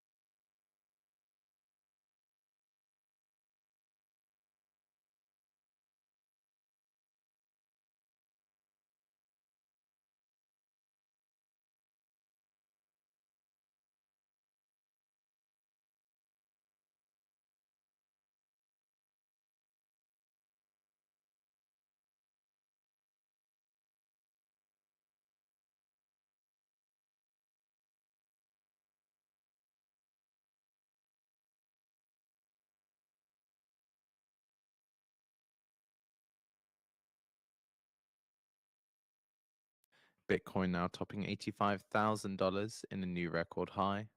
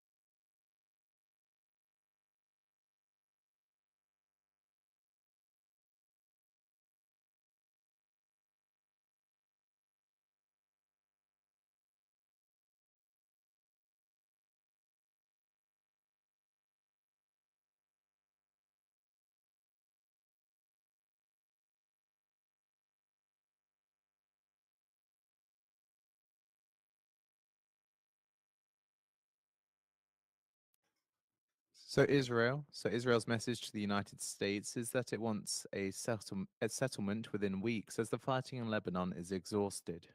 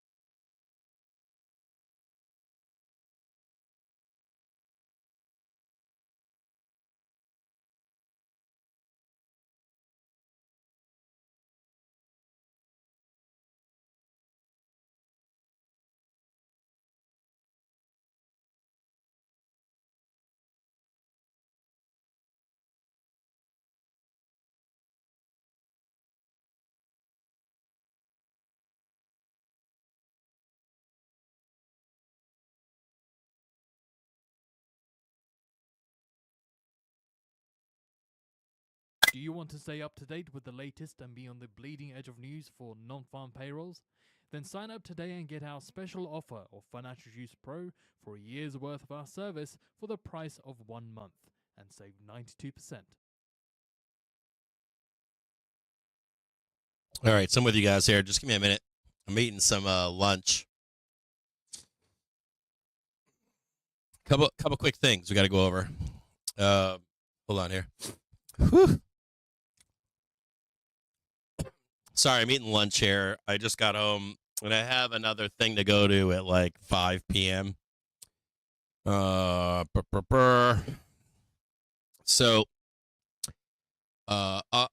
there's two ways to look at this. I mean, I'd like to see like this finish today, like squeeze up to the half an hour trigger and hit that to the close. That would be nice. VIX 9-day has a gap to close down below here. If you see this big gap down here, so that would answer the question with VIX 9-day. VIX comes down a little bit. You see a little bit of a squeeze here on SPY. Then we look towards selling tomorrow or the close. It's 225. We got more time left. Hold on here. I got to get a bite of this.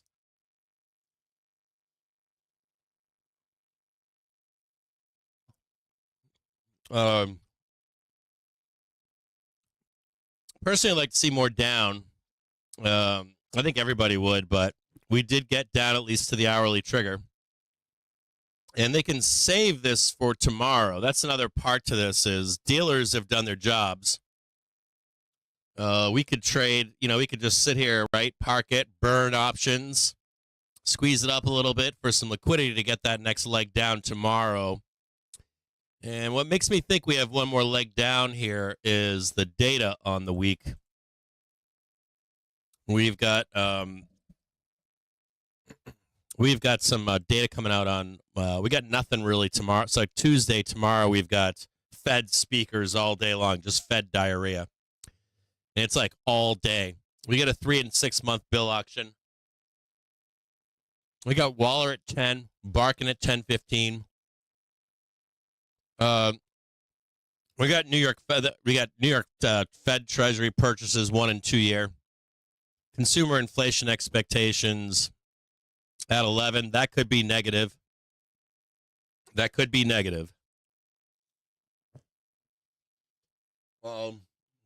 Although there is a real grift on there. I don't know when consumers know that they're going to get nailed with inflation. That we're going to pay that one day. If America knows that we're going to pay with inflation, like you and I know, but they ain't talking about it on the news yet, so it doesn't matter. Some things that you know doesn't matter to the market unless the market says that it matters. So it might matter tomorrow. It might not. 11 a.m. consumer inflation expectations. I don't think the consumer believes that we're going to head into an inflationary environment.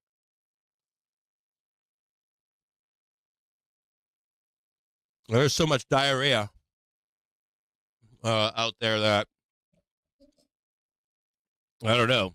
I mean, consumers think that we're in an inflation. Like it's hard enough right now.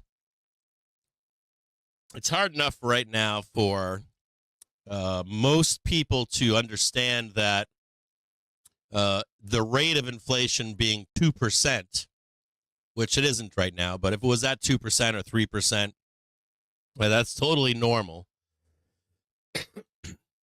And that prices are to continue to go up. People don't understand that if you become deflationary, that they in turn feel that pain. People want to go back to 2019. That never happens. And whenever we do, it's not permanent, ever. Never has been, never will be. So it's like self-inflicting pain. Our government doesn't intentionally do that. It can happen, but they're not going to intentionally do it. And that's kind of the argument from this morning I was talking to you about. So there will be a problem in this when, like people are told, like people want to vote and they're like, well, they told me we're going to go back to when eggs were 99 cents. Yeah, they're proposing that. How do you get back to that?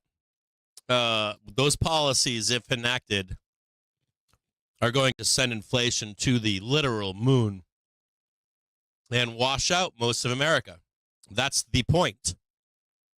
And a lot of people don't understand that that means them. They think it means somebody else, but it doesn't. Most people in America live with, they're either poor, or even if they're middle or upper middle class, they have so much credit, good, bad, or whatever, or their job will be replaced or their job will go away. They have no idea that they are actually at risk. You'd be surprised. If you were to take a true accounting as to people's wealth, they are way wrong.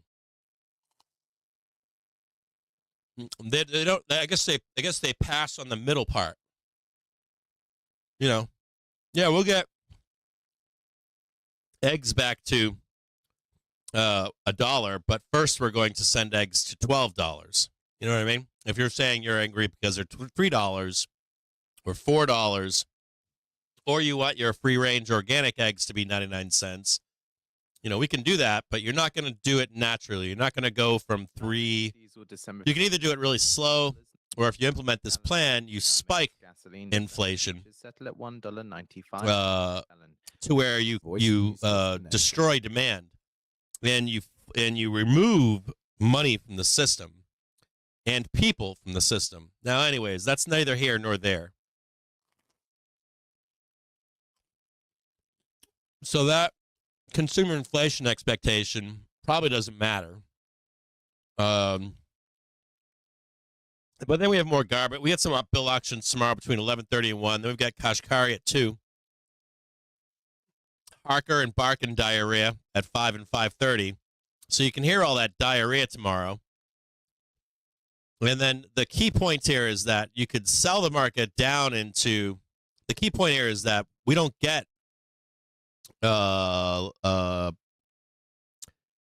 data that matters truly until 8:30 on Wednesday. So the thesis would be that you could come in today, sell us down, right? Let it squeeze up a little bit into the close or something, even sideways. Dealers are fine. Come back tomorrow, have the Fed spew diarrhea. 11:30 set up for some of these auctions and bond bullshit. You get a nice hedge in the market. We sell down, hit that PT3. And then do traders even care at that point what the data is on Wednesday morning?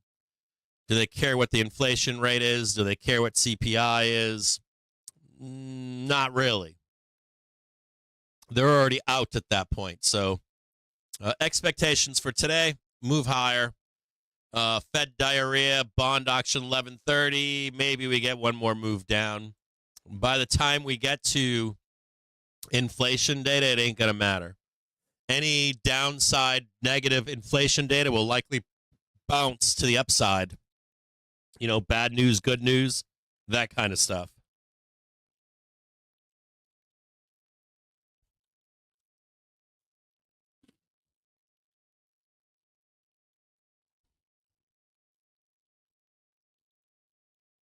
Yeah, I don't think there's going to be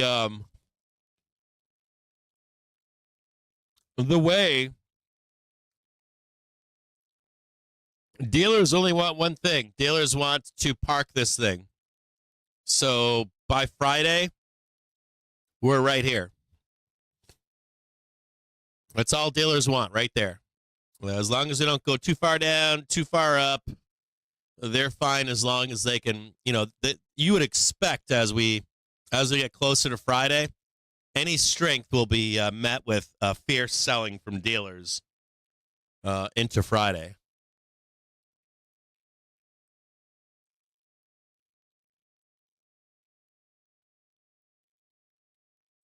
Let me ask you a question out there. Sorry, I'm eating right now. if you take off your Trump hat for a minute,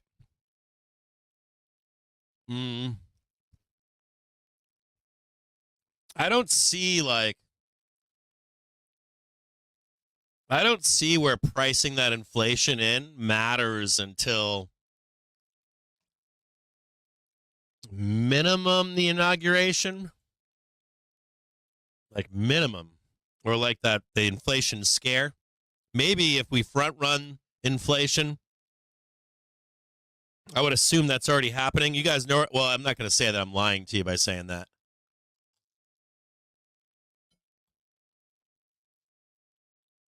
If any of you have been paying attention,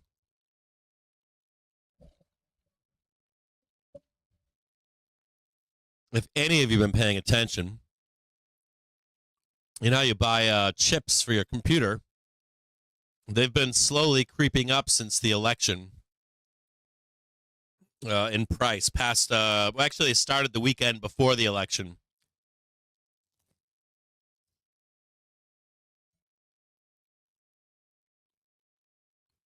Before we even get there. I haven't checked the laptop market, but I wanted to. So we could get some hot reads in the inflation reading on Wednesday, but I don't think it'll be that hot. Maybe a slight uptick. But I'm talking about the panic. Like, when does it freak people out? Do you guys think it hits the tape, like where it's material to the market now, or do you think it's like, I don't know, after the inauguration or after the greed kicks in from companies? Like, companies don't give a fuck. They don't care if we get tariffs or not. They're just going to price it in before we ever get there.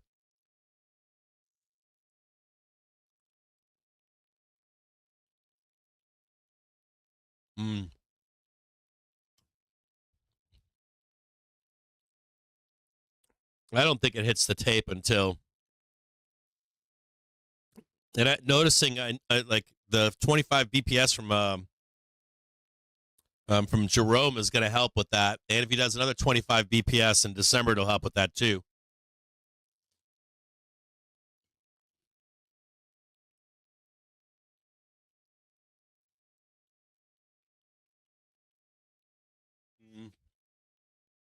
I'm assuming that's why he didn't do no cuts. The moment that Trump was elected, now he's locked in for at least 2 more.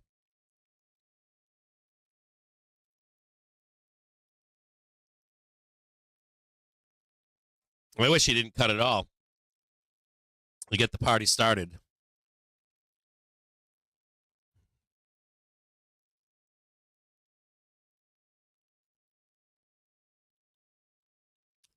You're saying it's all over in the social media? Well, I'll tell you this. 50% of America does not get their news from social media. I looked it up this week. A literal 50% of American adults do not get their news from social media. I was shocked at that. So you got to get it on, like, I always watch, like, I'll watch what CNN tells people.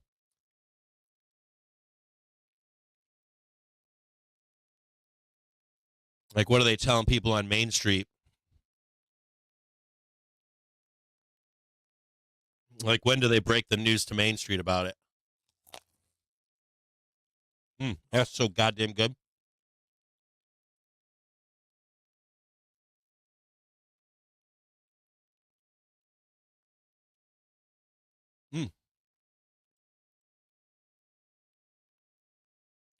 So here's what I'm going to give. Here's what I'm going to tell you here. Preliminary expectations for tomorrow, at least for SPOOs.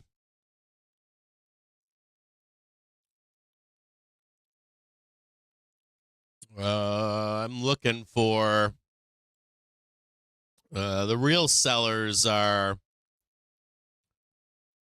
real sellers are right here. Let's just mark this off right now. Yeah, real sellers are right here, of course.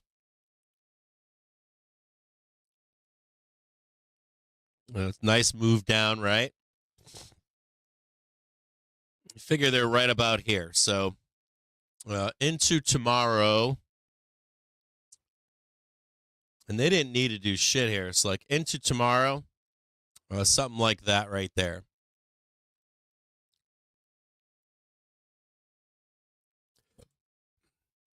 I don't think you get any lower than that. If you wanted an extension,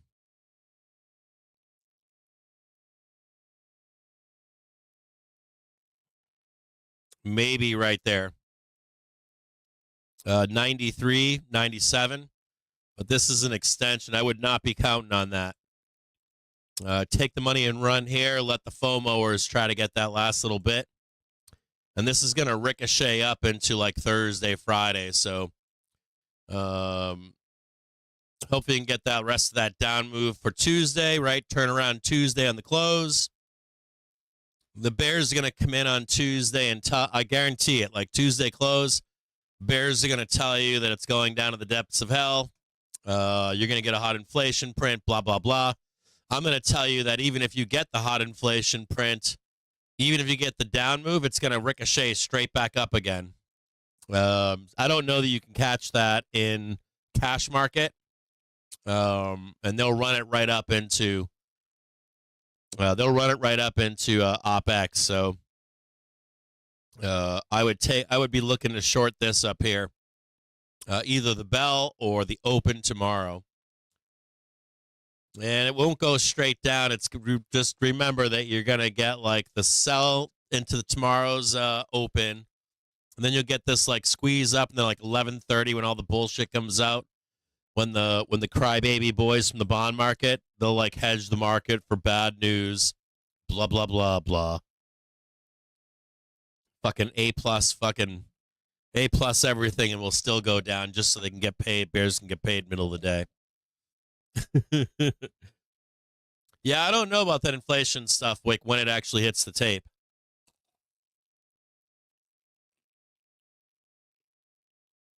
It's going to hit the tape no matter what. There's no way around it. You're going to get a mix of stuff. Like you're going to get companies with no deals that can't leave China or Mexico. That's going to hit the consumer. Companies that move to friendly nations like Vietnam are not going to fucking pay for the move. You are. So that's going to hit the tape. And I would say that the biggest benefactors would be anyone that makes a deal with Trump. And those are likely going to be Fortune 500 companies. You know, your Apples, your Teslas, whoever's willing to kiss the ring.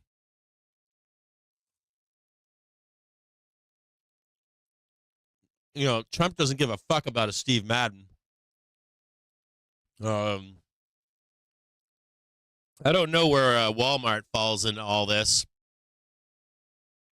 I don't know that Walmart could sign that deal. Maybe. I don't know.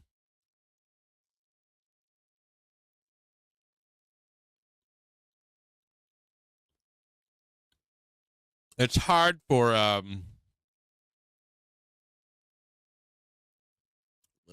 like companies like Walmart are not quite like Tesla. There's a bunch of companies that can't do that. Some that can, but there's a bunch that can't.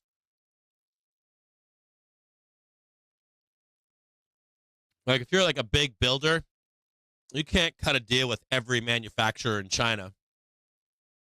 I don't know.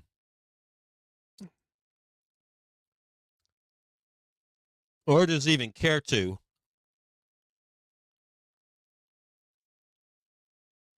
Trump probably needs like 5 or 10 deals. And that'll make him rich forever, and it'll set the dynasty up for his family. You know, my big question here, too, is I got a big question about this stuff because I was thinking J.D. Vance would be the natural successor, but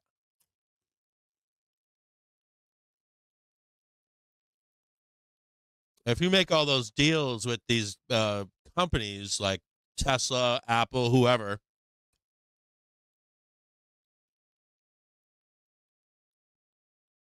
you would probably want to carry that on with family, with nepotism, right? You want to carry it on with always. It's not always, but nepotism always is better.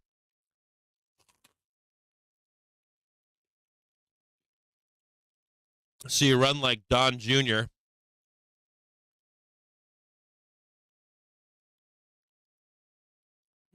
So you're tied in with that deal for a longer time, amount of time.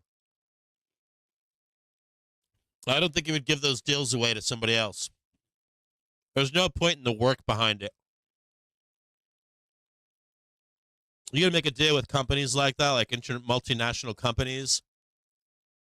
You want it to be a dynasty and keep it in the family. I would think.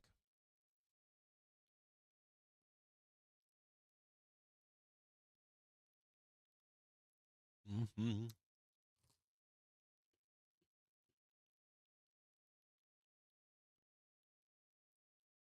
Well, at least that's what I think the politics are playing are. Populist politics are like that.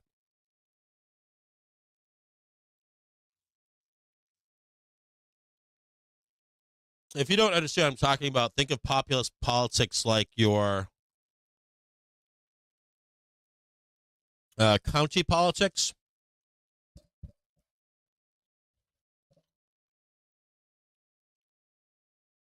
You got like a county commissioner and his cousin does the trash service and brother-in-law does the snow plowing and all that kind of shit.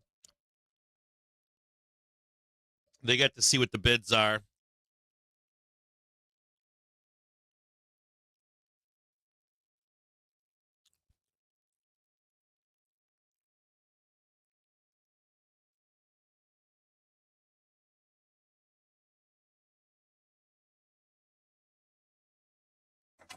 How much does hold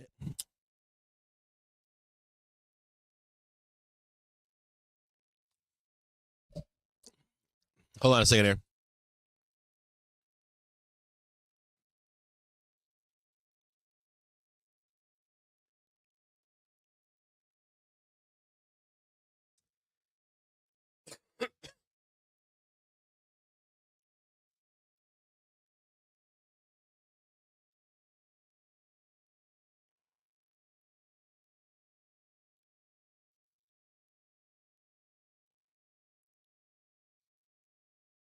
Oh, you said what? How much do mass deportation affect inflation and demand? It's remember when I explained what a pairs trade was and how I'll try to write it all out for. I thought I wrote it all out for. I don't know if I told you guys. I sent it to somebody. Here, hold on here. I sent a I thought I put it in a market brief one night. It wasn't a complete thesis, and there were some problems with the thesis. There was some stuff that hadn't worked out yet, but I was trying to think about it about a month or two ago. I've bounced it off a few people since then to see if where am I wrong, what am I missing, and stuff like that. When I described like a pair trade to you and how the unwind of that trade affects different markets. It's very similar. It's like nobody loses. It's all greed. It doesn't matter if Trump actually deports anyone. It doesn't matter if it's just like show or if it gets bogged down, doesn't matter. It really doesn't matter. It all comes down to politics, power, money, and getting wealthy. So, like however you leave office, you create a dynasty, you keep the kids involved, you make long-term deals with business owners, that kind of stuff.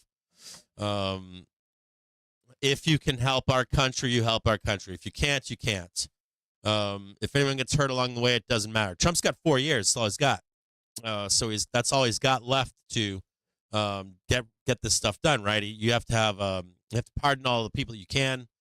You have to appease people that want progress in the way that they voted. It doesn't matter if your hand is held as it happens. It doesn't matter if you get bogged down or not. Companies can price this stuff in. Companies can move to more favorable nations. We have a possible war coming with China. Gives an excuse to move your production to other countries, more friendly nations. There's like a lot of stuff built into this, regardless of what actually unfolds. I think you or I, as like a pleb, like a normal person in the real world, how does this affect you? I don't know the answer or the outcome. I know, though, that you should separate that from the stock market, because you will lose. You'll be like walking around like a fucking idiot going, we're never getting this and we're never getting that and this is going to happen and this is going to happen while you're trading the market. And people look at you like you're a fucking clown. I'll be honest with you. Anyone that knows is looking at you like you're a clown. You can't mix the two. They're two separate things. And you will lose your ass trading on that thesis. So it's important for you as a trader, an investor, bear, bull, whatever, to try to decipher when it matters, when it doesn't matter, how to make money from it. As a matter of fact, a month or two ago, I was talking to Winky, and he's like, I really don't care. He's like, I just want to make money off of whatever happens. And me neither. Like, I only care about making money. I care about my private life, what this stuff means, but the only thing that really matters to me is that I don't get blown out. At the end of the day, I have to make a living. I have to fucking feed my wife and my kids and the goddamn dogs and the cats. And I don't really care if we get a recession or a depression or inflation or no inflation. I just have to know that, can I make money off of fucking eggs going to $10, or are they only going to $5? Are they only going to $1? Where are they going, and how do I make money off of goddamn eggs? That's really what matters. As far as all the politics and the regurgitation and the people don't know, the only reason I want to know when it hits the tape is because we're going to have a negative reaction in the stock market, of course, right? That's the only thing that matters to me. I find it comical. That's why earlier I was like, I want to see us deport everybody. I want to see it to fruition. Because it's hilarious to even conceptualize that. It's pure garbage and bullshit, and they won't do it. I'm a Democrat. I want to see it happen tomorrow. I want brown shirts in the fucking street tomorrow. It ain't gonna happen. And that's not what it's about. It's about making money. It's about raping and fucking pillaging money. So, if it does happen, I don't know. How do I sell the market? If it actually does happen, if it actually does get through, then how do I make money selling the market? What's fascinating too is there's that young kid from UBS that became like a millionaire or something. Everybody likes him. He's like a hero for traders. He just did something on this. He's like, you can't make money off of a stock market crash or something if we actually do this plan. I'll have to look it up. He did it. He made a video like a month or two ago, but I missed it, so I wasn't able to see it. But like, how do you make money on stock market crashes, or if we actually do crash the economy, that kind of stuff. But as of right now, it's not a reality. It's just fantasy, fetishizing, feeding into people's fetishes, that kind of stuff. Can it happen though? Yeah. If you guys say it's going to happen, that's fine. The only thing that blows my mind is that some of the people that I hear say that's going to happen, they don't think anything bad's going to happen to the economy. If you self-realize this, the economy is going to fucking implode. I'll just point blank tell you, it's gonna fucking implode. I don't think most people have any idea what it means to lose illegals in our country. I don't think you have any fucking clue. Or you're poor. It's one or the other. So if you're poor, I don't give a fuck. I'll be honest with you. I don't give a flying fuck if you're poor. But if you have a housekeeper, you got a nanny, and you got someone that fixes your car and shovels your driveway, and I don't know, fucking does anything you're involved in the background, anything, your business, your company, even if it's a supplier, you're scared shitless, one way or another in some aspect of your business, of the implications. I was talking to a friend. So I got friends from the Southwest. I spent a lot of time in the Southwest and the West. And the past 3 weeks, I've been talking to most of my friends from out West. And they're scared shitless. I don't know a single one of them. It's funny. The other reaction is, I voted Trump, but there ain't no goddamn way they're taking the Mexicans that work for me. That too. I've heard that.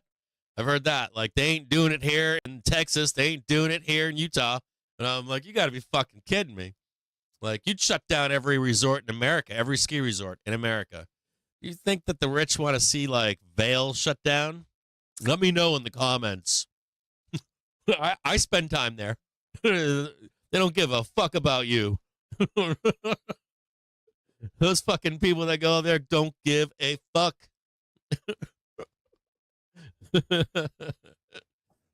At any rate.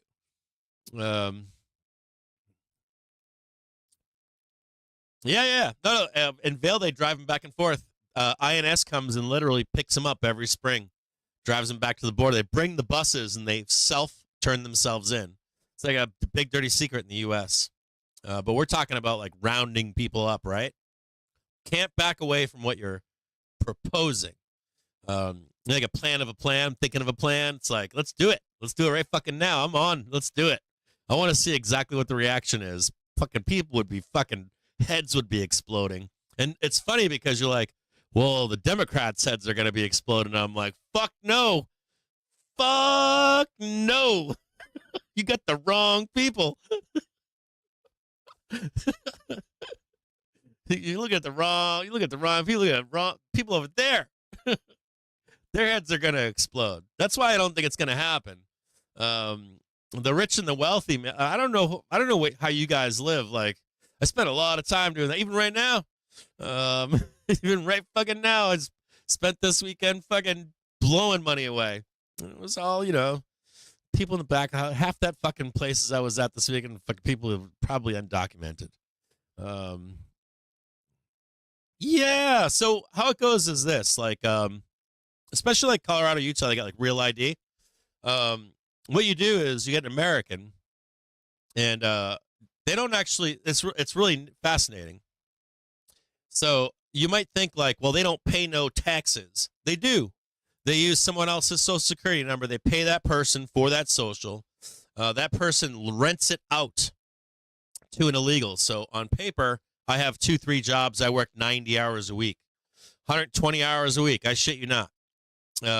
And it's actually 1 or 2 other people that are working. They pay into that system, right? You have to pay taxes on all that money you made. You actually go into a higher tax bracket, but you get to keep some of that money that's been taken too. What I've been told is that a lot of these people will, let's say you're claiming like 4, 5, or 7, or whatever you got, right, for dependents. If you're loaning out your social security number, you're claiming like 0 or 1 just for yourself, and then all that money that's left over, he gets to pocket it. The person that owns that social security number. You didn't know that? So these illegals pay taxes, especially in the West. They pass a real background check and on a real U.S. social security number, and they really fucking pay taxes into our system, and they never see those taxes again, which is fucking crazy. That's a real thing that happens in this country every day, all over America. What's that? You guys don't even know swing states, loaded illegals. You guys don't even know what the fucking illegal is. I live in a swing state. You guys don't even know what illegals are. You don't even know. You've never, anyone that says they loaded illegals in swing states, I'm like, you've never fucking lived in a state with illegals. I'll be honest. You want an honest answer? Anytime I hear that out of anyone's mouth, I'm like, they've never lived in a true state with real illegal aliens. No fucking way. You're fucking all your crops too. Like, you look at like Aapl, like the Aapl production in the Northeast. Those are all illegals. Who the fuck you think picks those apples? Who the fuck you think cuts the meat? And who do you think's sitting on the highway? Illegals doing jobs you don't want to do. That's what they about 3 to 5% of the population in this country, 3 to 5, do every fucking horrible job we don't want to do. Now I'm not opposed to it. I don't care if we kick them out. I just want to see it happen. I want to see it happen. Because I know what happens when that happens. I know what happens. I know how you are. I know how the poors are. You cry and bitch and whine, and then you go back and you fucking vote against it. And you swing back and forth like this, like a pendulum, and you run scared left and right. And it's kind of, you just watch it as it happens. So, but you want that train wreck, without a doubt. Otherwise, they don't do it for you. You're unhappy. You're left unhappy. And then you vote against them someday. I don't want that either. I want you to get what you wanted. You voted for it. I want you to get it. I'm with you. I'm seriously with you. I'm rich. I don't have any debt. Zero debt. Zero. Paid it all off. I own my homes. Like, I got fucking money coming in. I've been buying property. I bought property up in northern Michigan, bought 40 acres, bought another fucking 8 lots. Well, it's not finished yet. But I got another 8 lots that I'm buying right now to turn into some stuff that's bringing money in. I got a bunch of like stuff going on. Like, and all of it's cash money I paid for. I don't take loans. I don't take commercial loans. I don't do any of that shit. I got like about 5 years ago I finished. About 5 years ago I finished up like all my debt. I had a little bit left over, but got a bunch of properties that I sold at top of the fucking market. I told you guys when I sold properties, cash fucking rich. Got out of the stock market here just a few weeks ago. I bring it on. I want to see it. I have nothing to get, I have nothing but to gain. I'm married with 2 kids. I'm veteran. I am the prime candidate for this to happen. Like, I benefit. I benefit from this. If you crash the stock market, I get to go in and buy it all. That's what I get to do. I get to go in and stay fucking filthy, fat, fucking rich. So do it. I don't think you get that. Like, I don't think you get the logic, but they won't tell you that. I'll tell you. I'll tell you the truth. I don't need to get out. I have a passport. I'm rich. I can go where the fuck I want. I do. I go skiing all over the fucking country. I'm going to start going skiing in Europe this winter. I shit you not. I don't need to. I can do whatever I want. Like,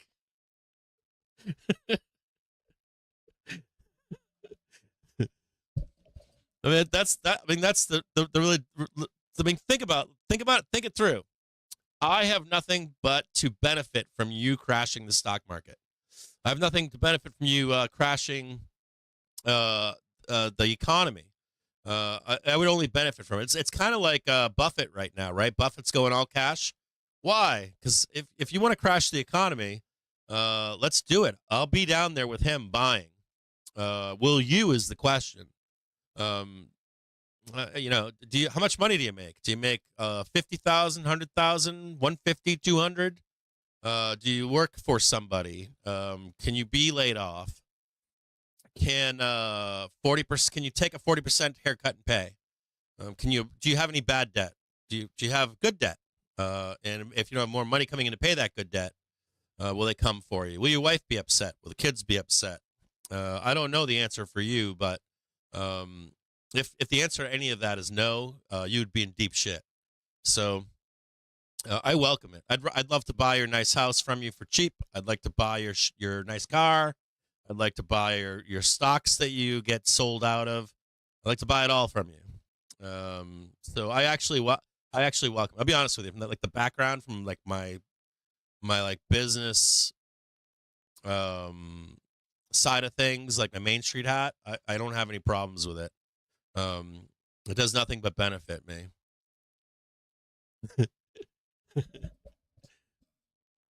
Yeah, the roofers. You think about like the roofers. Who's gonna do the roofing?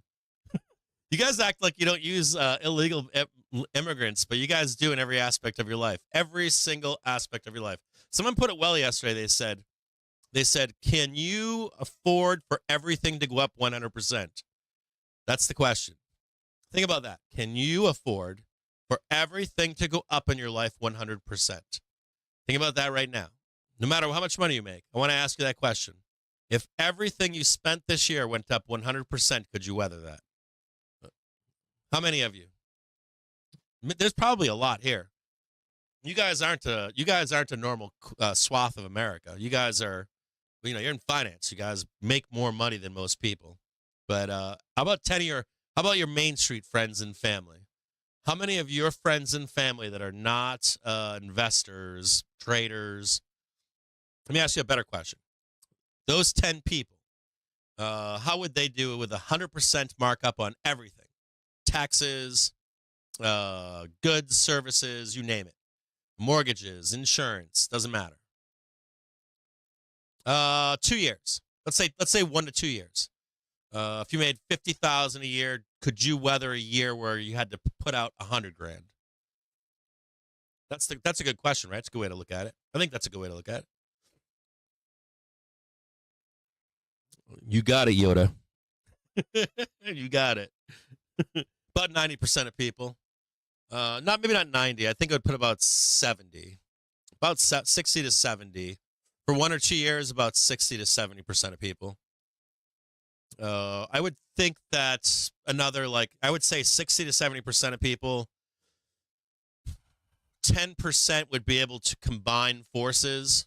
So you'd have like people living together, roommate type situations. Maybe you're renting an apartment. You'd rent with like 2 or 3 of your buddies in your 30s or 40s. If you weren't married or anything, you'd probably weather it that way. 1 car for you and your friends to use.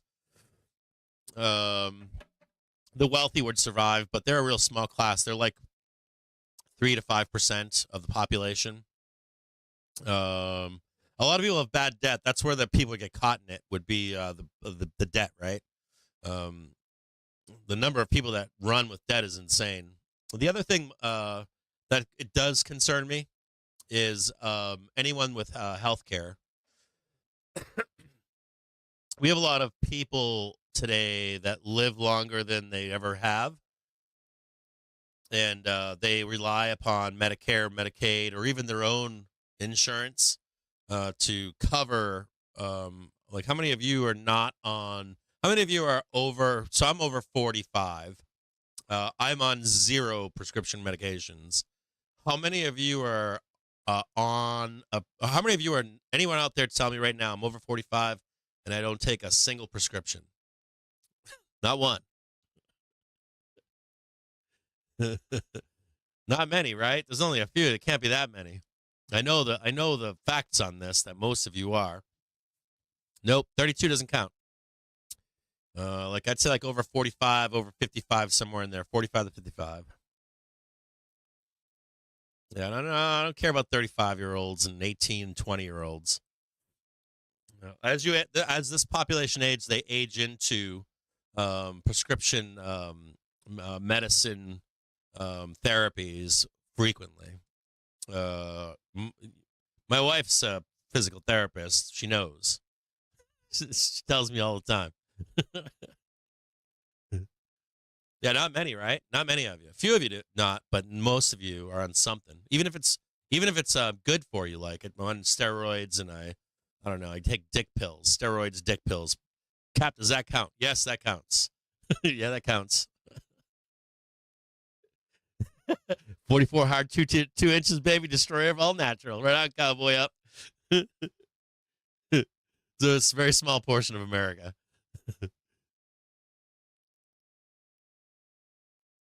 But I don't think you should think about that stuff. I don't think you should waste your time on it.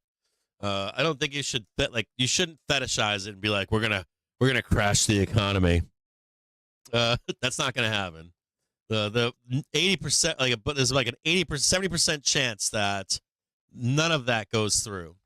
You'll have like lip service, and I don't know. You'll have like a few like people get deported or whatever. So my friends, I got like Texas friends that are like, they ain't taking the people that work for me. I'm like, I know, they're not. We'll get the Texas National Guard on him. Like, I know. You know, you're going to cause a civil war. I get it. It'll never get there. Deals will be made, I assure you. Deals will be made for money and power. A deal can always be had.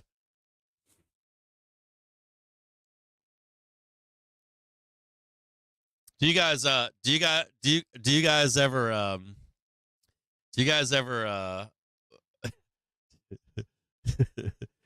no, I'm not gonna ask that question.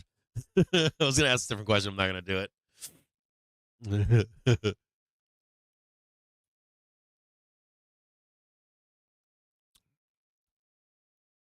I agree with that too. There should be bailouts, right? Trader Pam said that they'll get bailouts. I don't disagree with that either. I don't think much has changed. I tried to think about it over this week. I was like,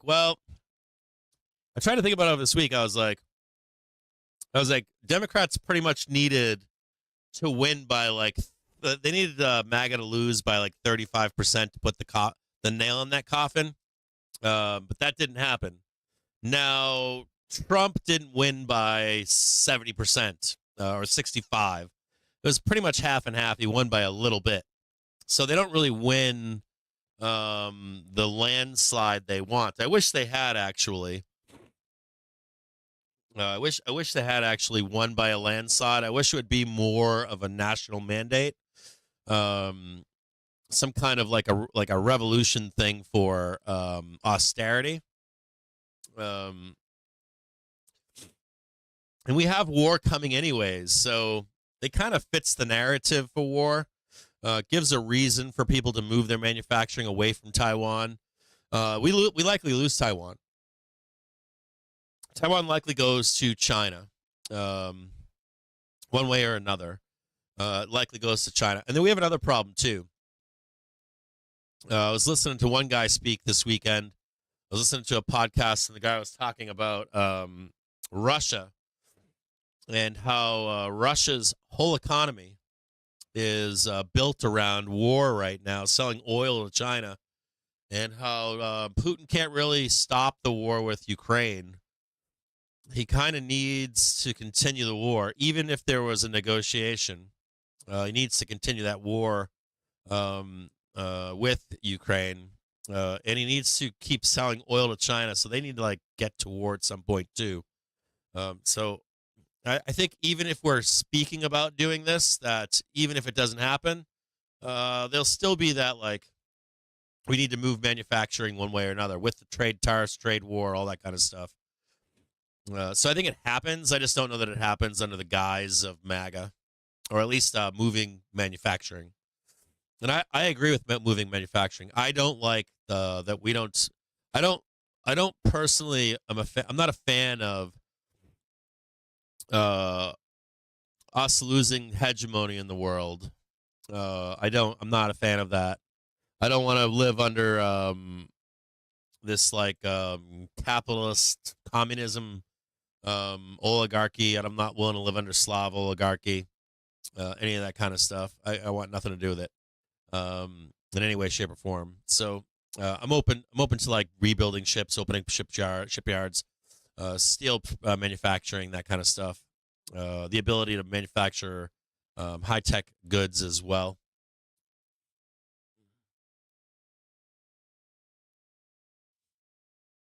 Yeah, there's who's the guy that talked about it this week? It was he was being interviewed by one of your Joe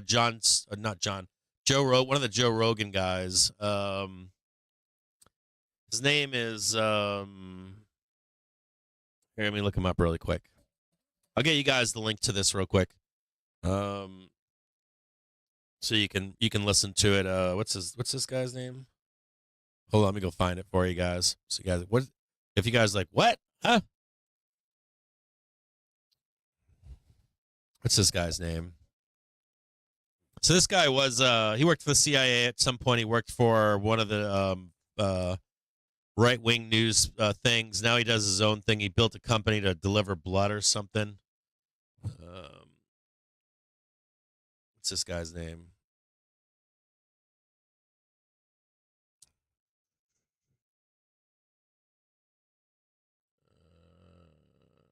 Hold on here. I've watched him before. He seems on the up and up to a point. I was kind of suspect of him, but let me see if I can find this guy right here. So Brian Callen, Brian Callen, I think is a Joe Rogan guy, but Brian Callen, he's got this guy on, Ryan Macbeth. Watch that tonight. Let me know what you guys think of that.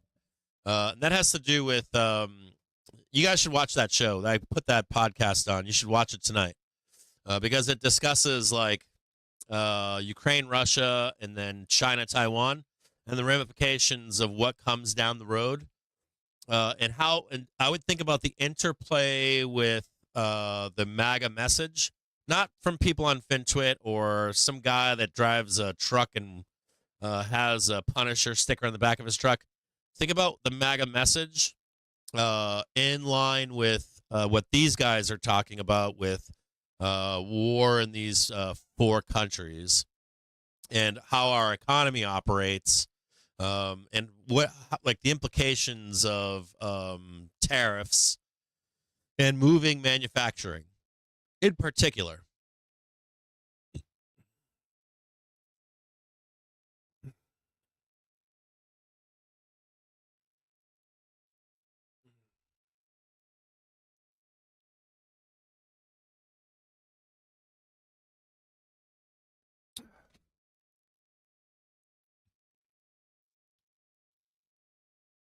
And those guys are Republicans. They're not Democrats.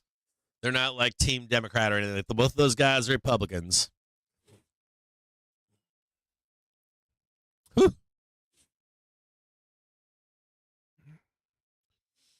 Why am I so convinced about war with China? Because my fucking entire family is spinning up for it right now. My brother owns a Department of Defense airline. That's why. My blood brother, my brother that's a year and a half younger than me, owns a Department of Defense U.S. airline. Did you know that? I never told you guys that, have I? A lift, a U.S. lift. I'm going to tell you right now, that's what's going on. Know for a fact that's going on. So we're trying to meet that threat, right? But I don't think that has to do with Taiwan in a sense. I think Taiwan is just something small on that greater brinksmanship that'll take place. Yeah, that's right. Owner. That's a fact.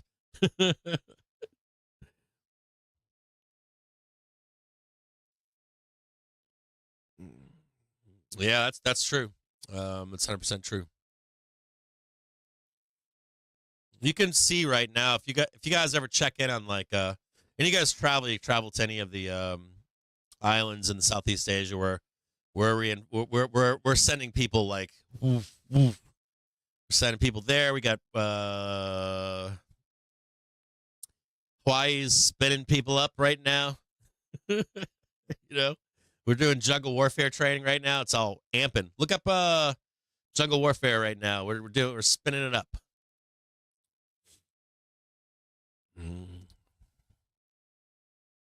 We're switching from coin we're switching like you gotta remember, like our U.S. military, we switched to like coin coin structure in our military where you like brigade battalion level self-reliant units, very small units, be able to take action on their own. We're changing away from that right now.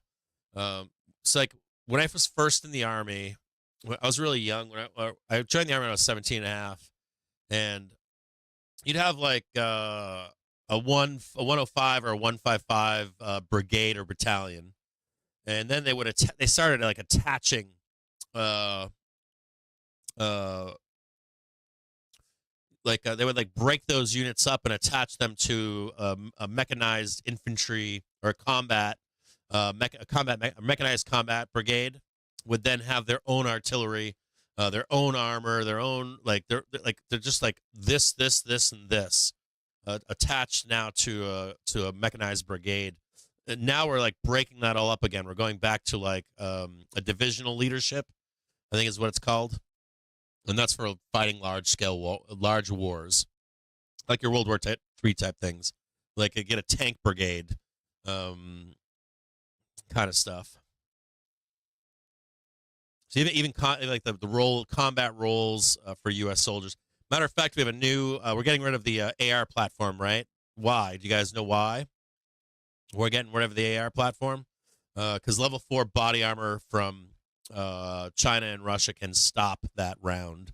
We need to penetrate that armor. That's our new enemy.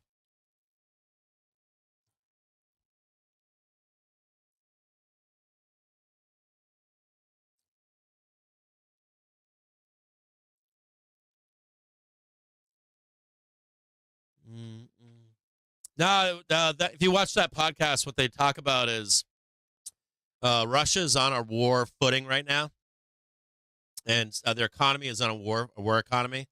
So for Russia to survive right now, they need to stay in that economy. As long as Putin is alive, and Putin's fear would be that he would be removed from power if war ended in Ukraine right now. Actually, the war is good for the Russian economy at the moment.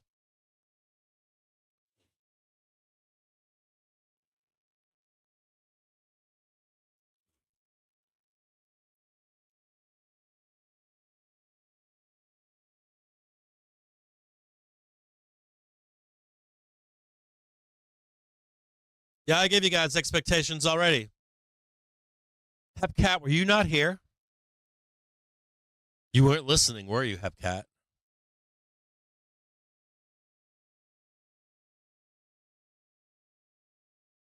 Hepcat, you dirty dog. It's right here, brother. Hold on. Sorry, brother. Expectations into tomorrow. This one right here is a solid line. I'll make that 2. That's it. That one, not so much. And I would expect that we sell volatility. This should be like sideways. Drop at 11:30 for all the drop at 11:30 for all the bond stuff, and then carry us over, and then maybe drop down into the close for the data that comes out on Wednesday. Nobody cares about Wednesday's data. Sell vol before we get there. Does that work for you? What is this? Monday? Tuesday right there? No. So here, I'll change. I'll draw it better for you guys. Hold on. I'll draw it in a better time frame for you.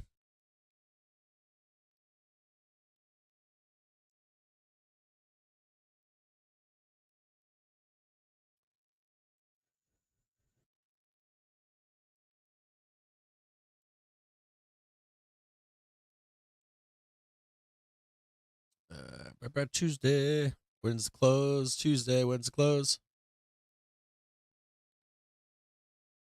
1600. That's the close right here.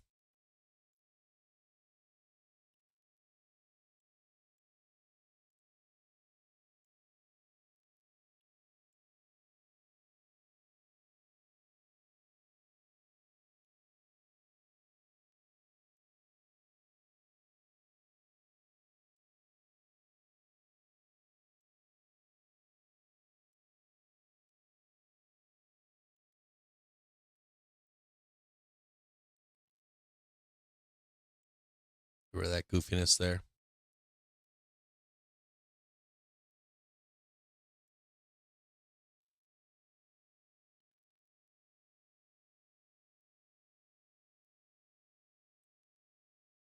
Something like that. Now, this PT is actually up here.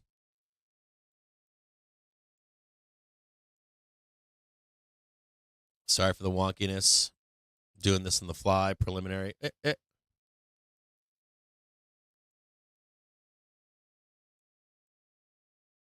something like that. Now, you could get a stretch as potential for your Wednesday morning readings, but I don't think it matters. It resolves to here into, so it'd be like Thursday over here. And then Friday. Thursday, pretend that's Thursday. That's Friday. It's like Tuesday down, bring you back up for Wednesday. Kill options, right? Murder options the rest of the day on Wednesday. Creep up on Thursday. And then we move higher. And we trade this 6,000. It's just like trade you sideways, send you down, doom and gloom. Get some data, get some more data on Thursday. Pin you in, then bring you back up on Friday. This is the target for Friday, 6,000. If the data is good tomorrow and they squeeze us up, right, whoop, go higher, they'll bring you right back down again. And park you right in here somewhere. The name of the game here is to, the name of the game from dealers here is to keep us basically doing just this right here. Whoop, whoop, whoop, whoop, whoop, whoop. Just keep us on target. Steady the boat. I'm going to assume if you are like a John L. or someone like that, if you like option selling, you're just like, bam, bam, nice butterfly, and all. You don't care what happens in here. You're going to hear all kinds of noise. You're just selling puts and selling calls up here, and you're selling puts and doom down there. You're selling doom the whole entire week. Monday, Tuesday, Wednesday, Thursday, Friday. Selling doom. I know that's Friday, but you get the gist, right? You get the gist, right? That's the park. No one cares where you go. That's all they care about. Whoop, right there. Sell you a bunch of calls. We're going to the moon today. Sell you a bunch of puts. Tell you we're going there today. Now, saying that, there is some tricky dicky delta that we could slip up here on Friday. And there's some more like window of weakness next week where we could go even higher. So for me, the way is up. You're just looking to find your dip. You find your dip. We're going that way. The way is that way. Call spreads on a dip. They're going to give you 3 legs up. You pick the one that you want. The way is not doom and gloom. We're not crashing the stock market. I'm sorry. That's not happening. You're just looking for a dip. And we are going to leg up here and, don't get left behind. So don't get left behind. Don't come back and tell Jim, oh, Jim, you were bearish on Tuesday and Wednesday. Told me we were going down. You're just looking for a dip to get long, to cash out before we get to Thanksgiving. I don't care if it takes until the Friday of before Thanksgiving, the Monday of Thanksgiving.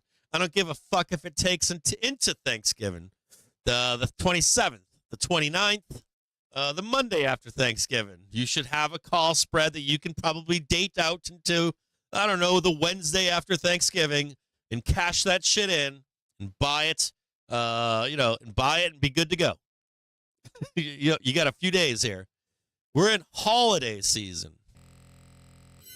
We're not in, the year is over. Let me explain something to you guys here, okay? The year is over. This is the end of the year. There's not a lot of time left. These guys, these hedge funds are going to fucking dress their windows. So you guys are all focused on doom and gloom. These fucking guys are loading the market, and you'll be left behind. I'm telling you. They're going to fucking ramp this thing. And you're going to be watching it get ramped. Be like, damn it. And one just happened, right? So you're going to watch it again. Damn it. Watch it again. Damn it. So just find somewhere you like. Find an hourly trigger. We just hit an hourly trigger right here. Nailed it. A little bit of excess down there. Whatever you can grab it, and we're going up. And there's like a window coming up this Friday. There's a window next whenever expiration is. There's a window to pay, like to print Thanksgiving, print Christmas. There's another window after Christmas and New Year's to buy a dip for the inauguration. You're like grand plans of doing this and grand plans of doing that, and like all that shit's out the window. The normal people are settling into getting ready for the holidays. They've got the kids doing this. They got like my kids. You guys know my kids play. I got a recital coming up. One of my daughters has a music recital coming up. My other daughter's in theater. You know, people get ready to do all kinds of other stuff. They're not trying to like end the world this week. Now, can someone do that? Sure. Can like Iran do something or China do something? Sure, but you don't trade that. If you were to sit there and do that, you're just going to watch what happens with the market, right? Market's just going to keep going up and up and up and up. You could have made 3, 4, 5 good trades, so that if you did put a trade on and it blew up due to war, you just lick your wounds. Like, fuck it, man. God damn it.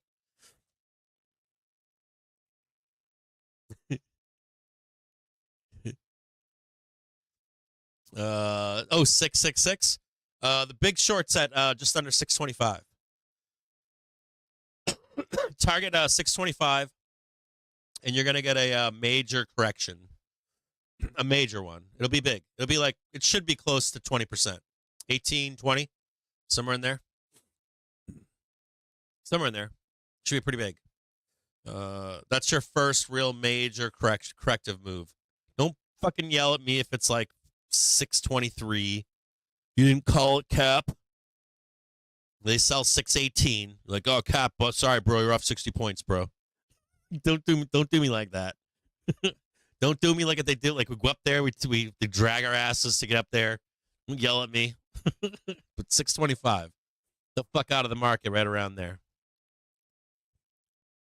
I guarantee you that doesn't happen. I guarantee that doesn't happen.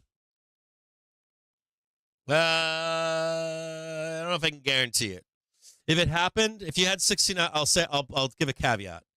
If you wanted to see 69 or 7,000 by next year, you would need to see crashes the whole way. It would be like you need to go back in SPX and SPY and look in the late 90s, like 97 and 8. I think we're already through 95, 96, but like 97, 98. Then you would see like moves like 20% down, 30, 35 up, 20% down, 30, 40 up, stuff like that.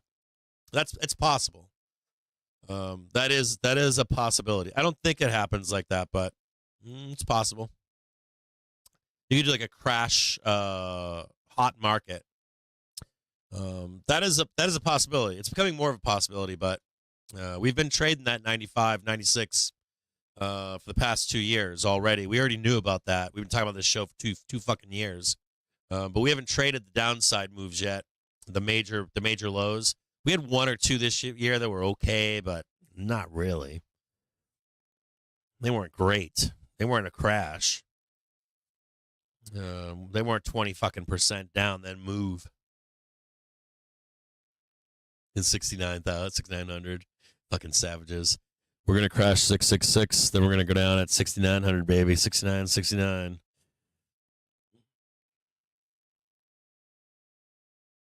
Can I look at Tesla? Yes.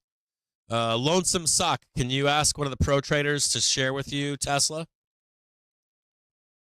Is it possible to do that? But I will look at it with you. You want an hourly expectation? We do it for pro traders twice a day.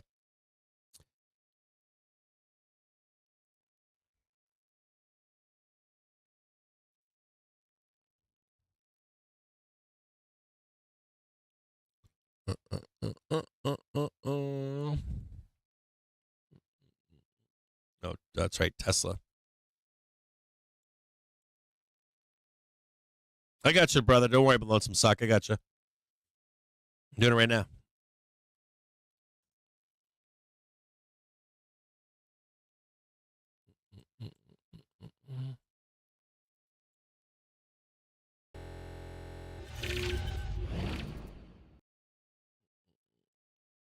You got some nice range expansion. You watching Lonesome Sock? You got some really nice range expansion here. This is good to see.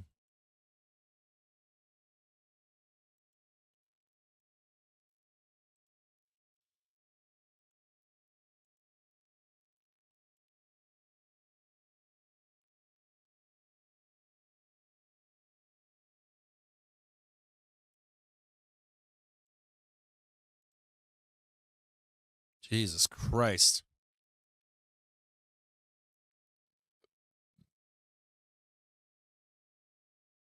There's your 30-minute.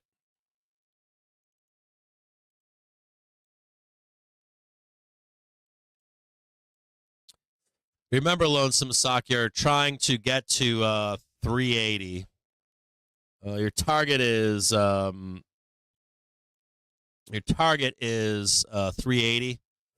I would say 372 is danger time.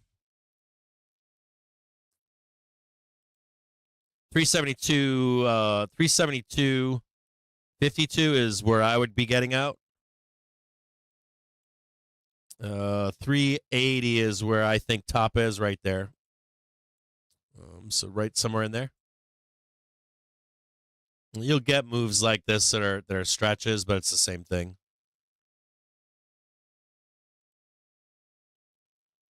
Yeah, you got 1, 2, 3, 4 right there, and that one should go up.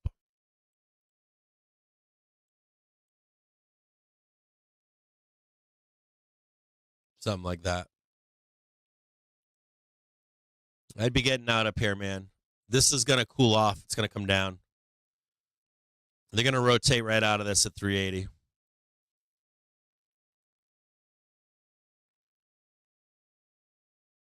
You'll be fighting it.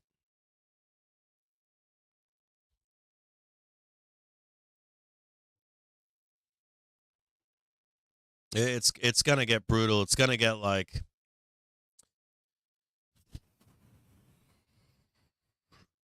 I think it gets like, if I had an expectation here, it's going to get like see this jump point right here?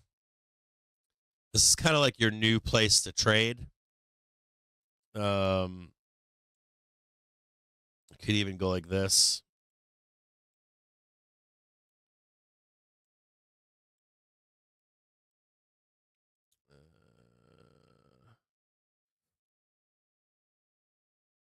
You could theoretically, like there's 450. As far as I'm concerned, this is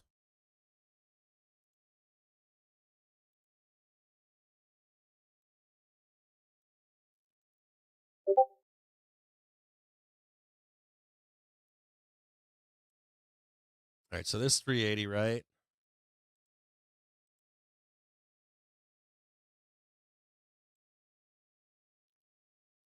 $90.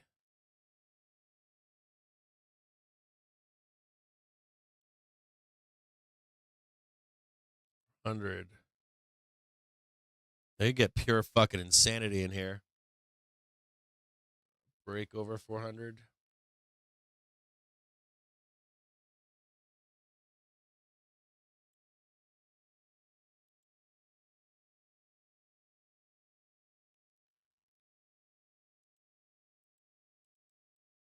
Oh, shit. This is way over time. This isn't like this month. Hold on, I gotta put you on a 4-hour daily. On the wrong time frame here.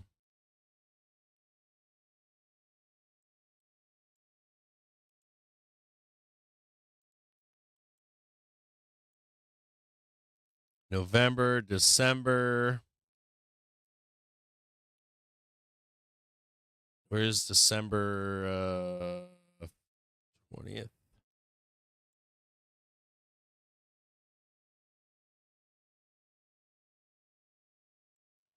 Something like that.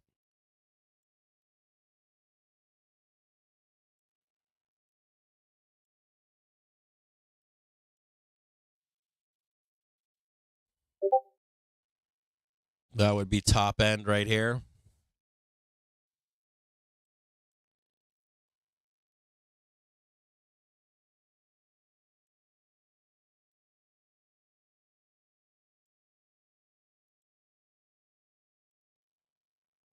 Uh, 380 is top for you though.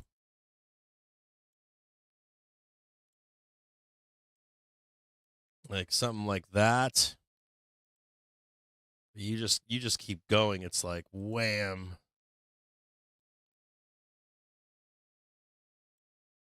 Stuff like this. It's like it's gonna get bigger. It's gonna be like pound, pound, pound, pound.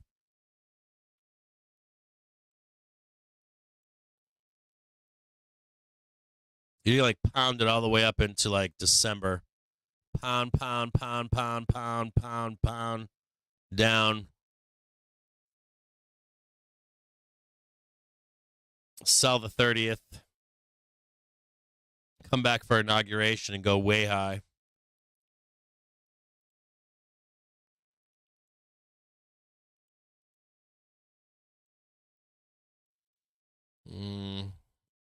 I'd say take the money and run here. Like you kind of already there. You got the Thanksgiving trade right here, right? Thanksgiving trade. You get your Christmas trade. Let's draw it that way. Let's get rid of it.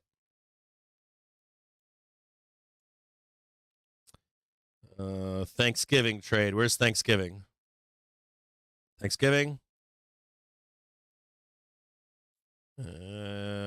Fuck you into this time period. When's Thanksgiving? 21st, 25th, 6th, 27th, 28th, 29th, 16th. Somewhere up there. Fuck you again. Sell you right down. And there's your like inauguration trade, something like that. Bam, bam, bam. You have like I would say pick like Thanksgiving, Christmas, inauguration right there. Something like that. You could even do it like that.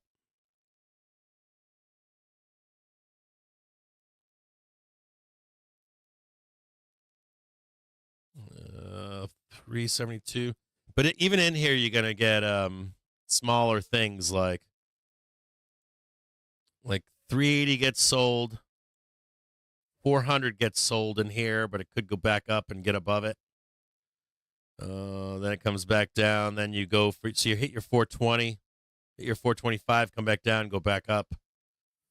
Tag your 450. That's your inauguration right there, 450. Then you're going down. You're going to join the rest of the party. So I guess maybe inauguration 450. Try to get above 420, 425-ish. Somewhere in there. Bam, bam, bam. That's the general gist.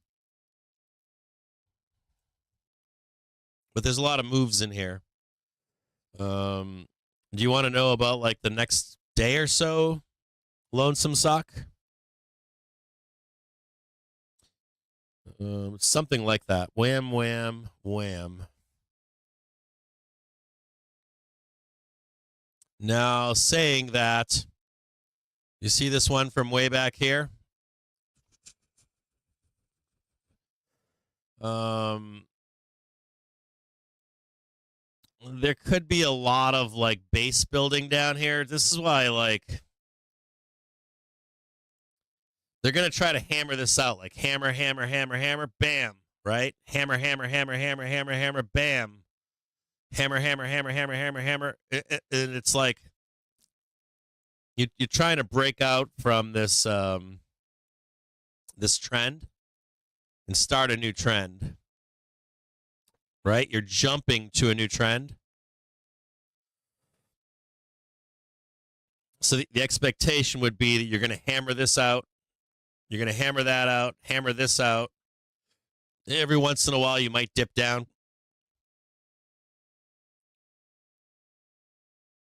That should be what you're hammering out. I want to show you this. You ever notice when like a company like Amazon makes a jump up? You see that jump up? So they're going to try to start a new trend. And that doesn't mean you don't slip down in there, right? Whoop. But they're trying to create a new trend. Definitely trying to create a new trend. It'll expand as time goes on, just like that trend did. Or until the deal ends. There's a couple things. There's two caveats to this new trend. One would be that Elon must stay in good graces with Trump. That's not an easy thing to do, but I'm assuming here that this is money.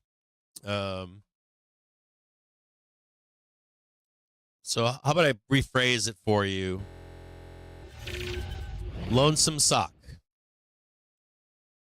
Like, buying 340s is outstanding.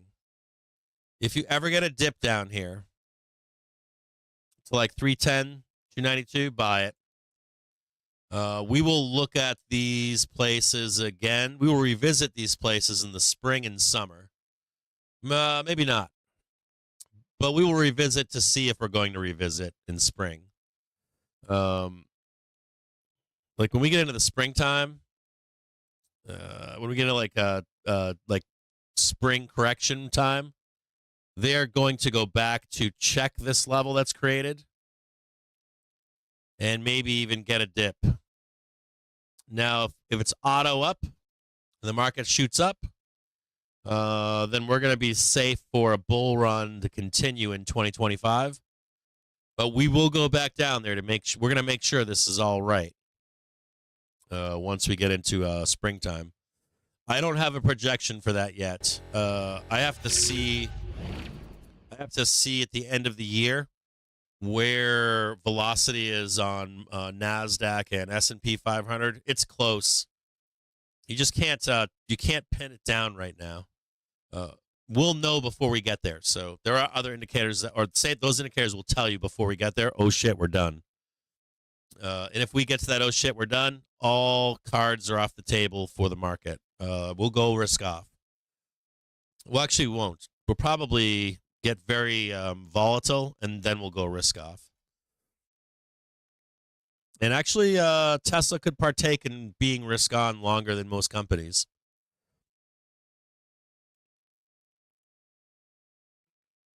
What is this horseshit? We're selling right now. We're selling into this close. On an hourly basis, we're selling. We're selling right now. You can see it on an hourly candle. We're selling right now. We're selling that right there. Pushing it down, baby. Pushing it down. Slip under here. Get down there. 4-hour basis. Let's check 4-hour. That is 4-hour. They're selling the 4-hour. Yeah, we're kind of still in sell mode.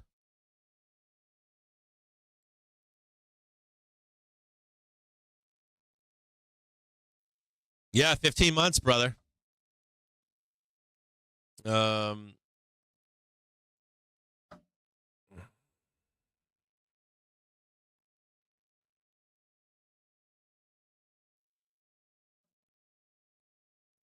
I haven't bought any spreads yet. Harry, I haven't bought any yet. I'd like to get one more dip. I'd like to get a dip to trade. I'd like to get a dip to trade 60.50. If I can trade this to 60.50, that's a 100-point move. Thanksgiving, that'd be nice.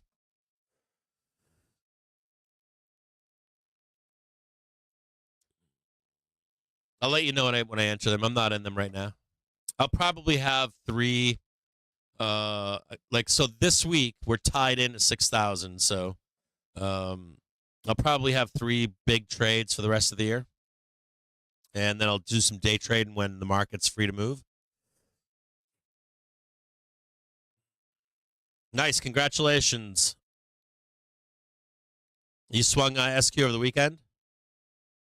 Let me look at SQ for you. Congratulations. Woo. What are you swinging? Are you swinging SQ? So SQ benefits. Did you know that SQ benefits from Republican? Did you know that SQ benefits from the Trump trade or no? It does well because they're going to stop the investigations into social media. What are you swinging? The underlying? Boomery 19, are you swinging calls or what? What are you swinging, brother? Underline? What are you doing? Talk to me, Goose.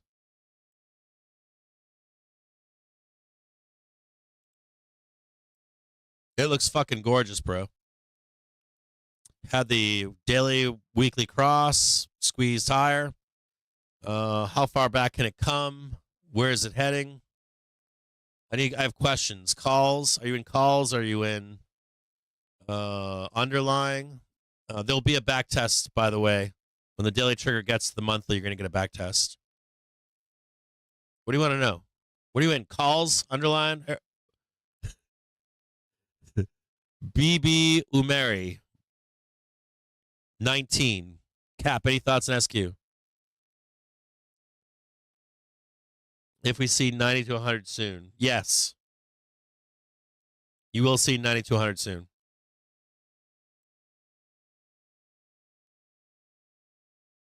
If you're holding underlying, dude, hold the fuck out of that shit.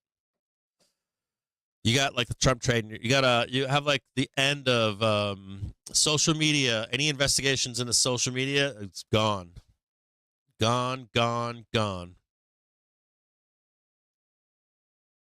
What up, Matthew Ryan? How are you? Good to see you, brother.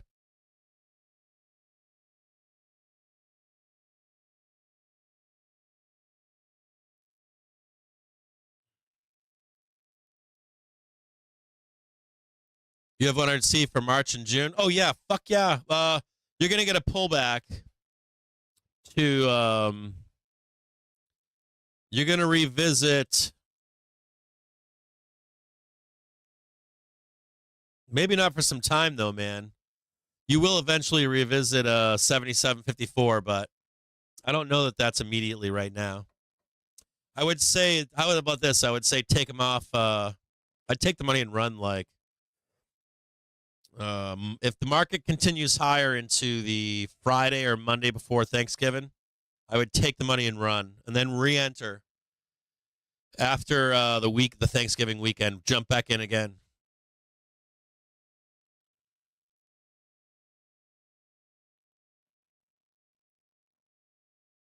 MSFT into end of year.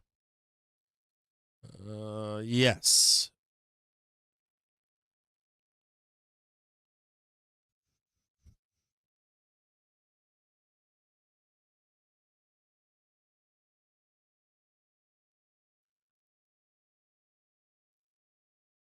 I mean, MSFT is going to trade with the market, isn't it? I'll look at it. You guys ask for like the tickers that move the market.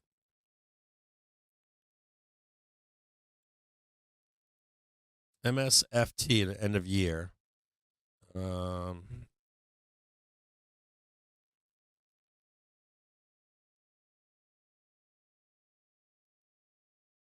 You're tempted to buy in the money end of week put spread here on SPY? Not me. I would be getting long here. If I had a choice between getting short and long here, it'd be long. I think this market can leave you behind today. I think you guys got the hourly trigger. I think that's the best case scenario for a bull. Or no, I think buying the hourly is all you need to do. I don't think you're ever going to see. You might see PT3. So this trade here is that was a 70% trade today, guaranteed. We nailed it. That's a 30% trade, and anything lower is like 5 to 15.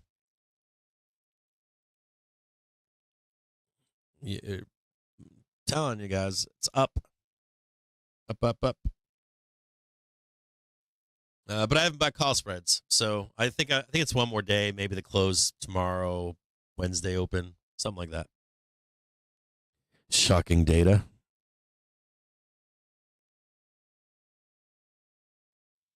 Does the Trump trade change your idea on collapsing down to SPY instead of individual tickers for medium term 3 to 6 months?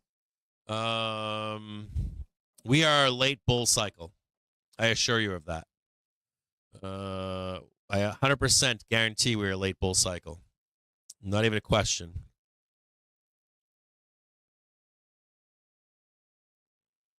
Now, where does that extend to? I don't know. Could be 25, 26. If you're in Trump trade specific trades, I think you're good to go. But if you're not in specifically Trump trades, you might not be good to go. I would stick with indexes personally, but like so Microsoft. You want me to look at Microsoft? Is that what you said? Look at Microsoft? Yeah, you said look at Microsoft.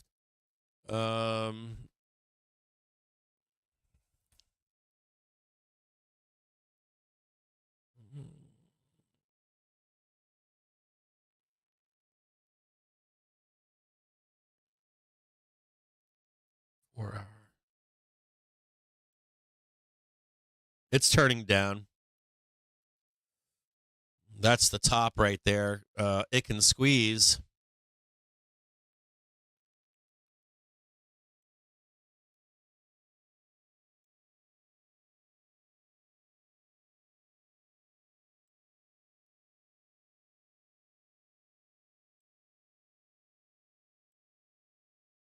The way is still lower, though. I don't know, Harry, what you mean by that.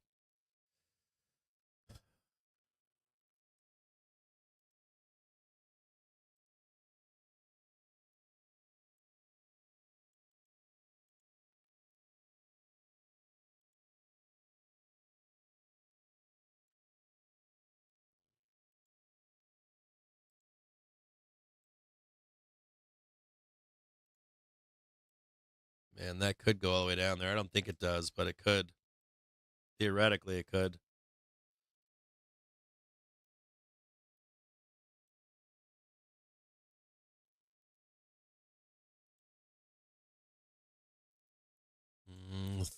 Because of election, because of end of year. This is Microsoft, by the way.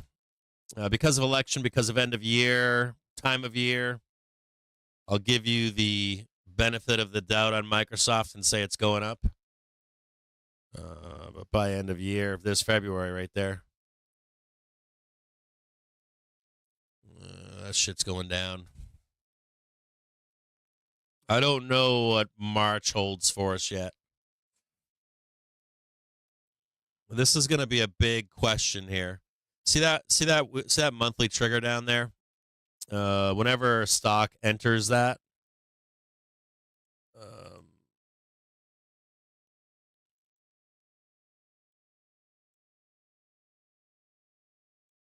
this is going to be a big ass down here.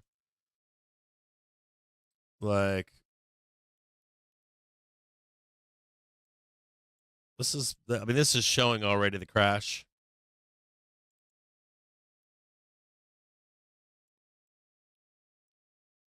So this is Microsoft. Crash has already shown itself in some tickers.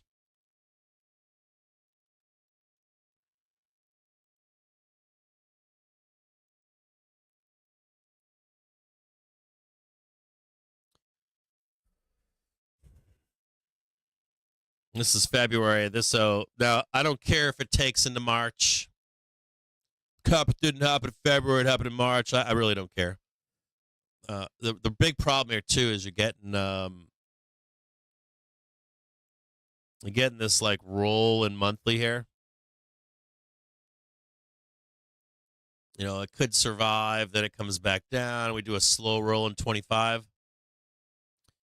Tick, tick, tick, tick, tick. That's why I'm thinking about 25 as like rein in your expectations. look for deeper dips. Like Microsoft's a prime example of like, can 2025 be good? Yes.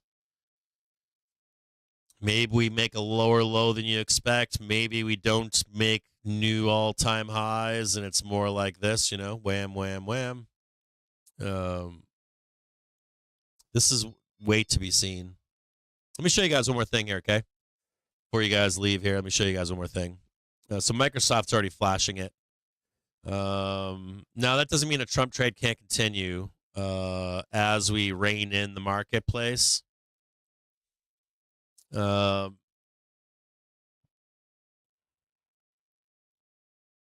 me show you guys some stuff here. We're not there yet.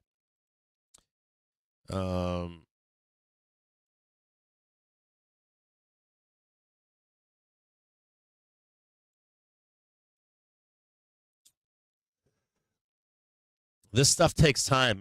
Like bears want this shit like tomorrow, and it just doesn't happen like that.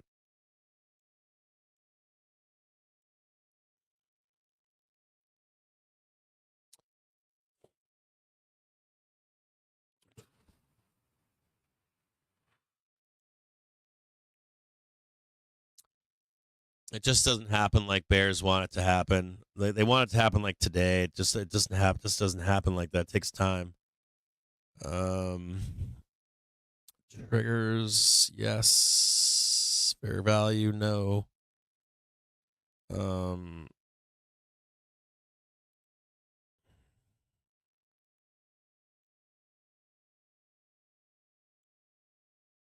gonna warn you guys this. Not right now.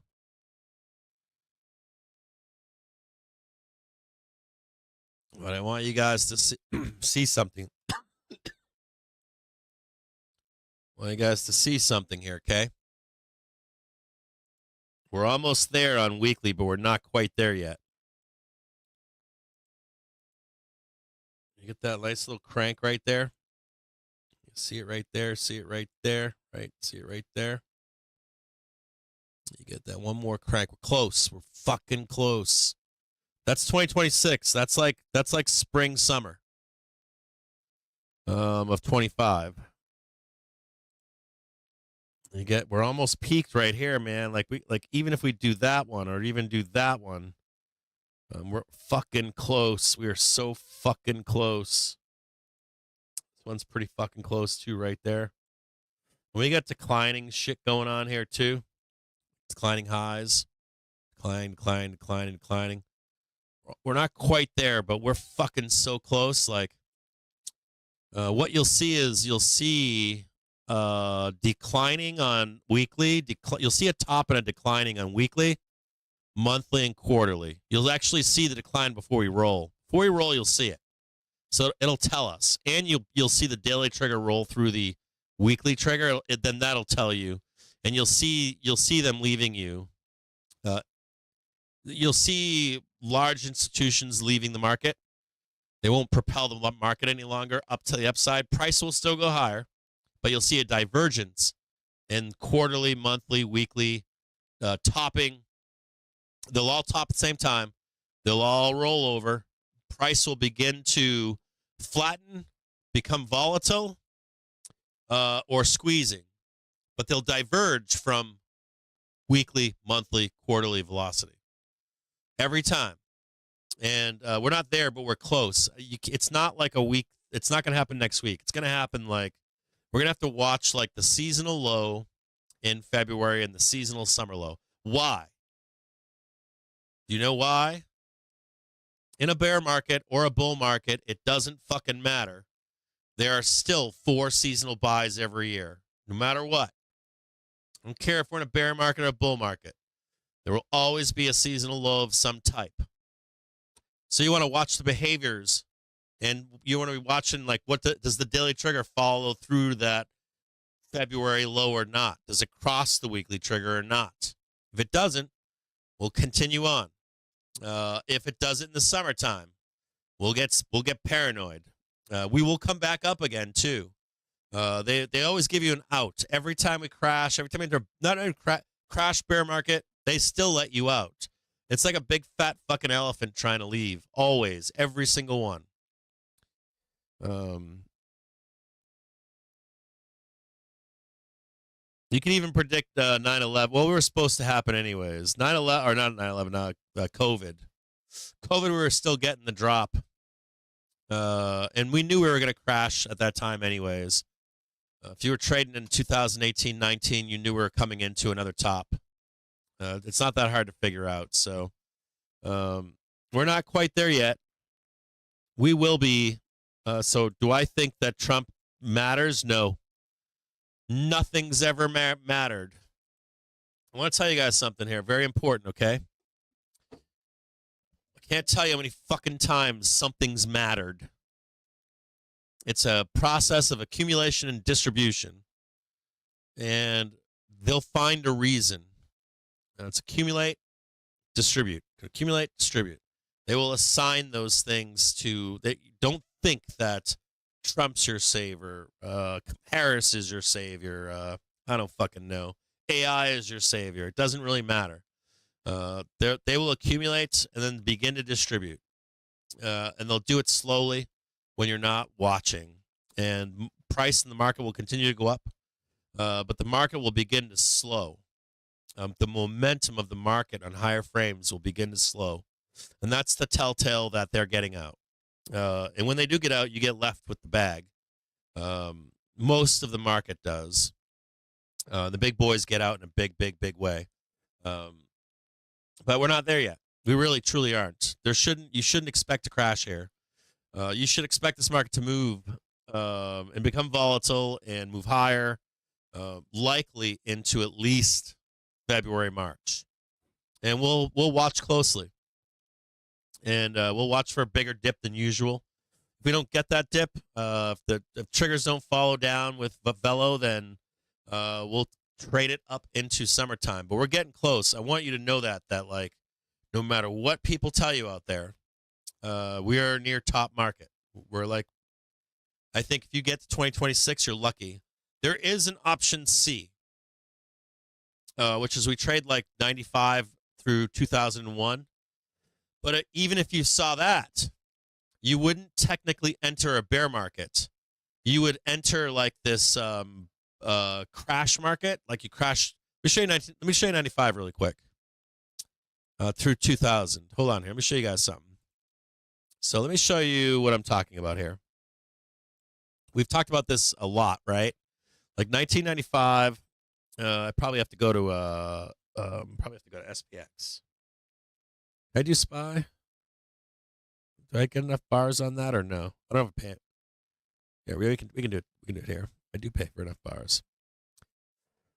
So this is you guys have heard me talk about how we're going to enter like the 1995, 1996 trade.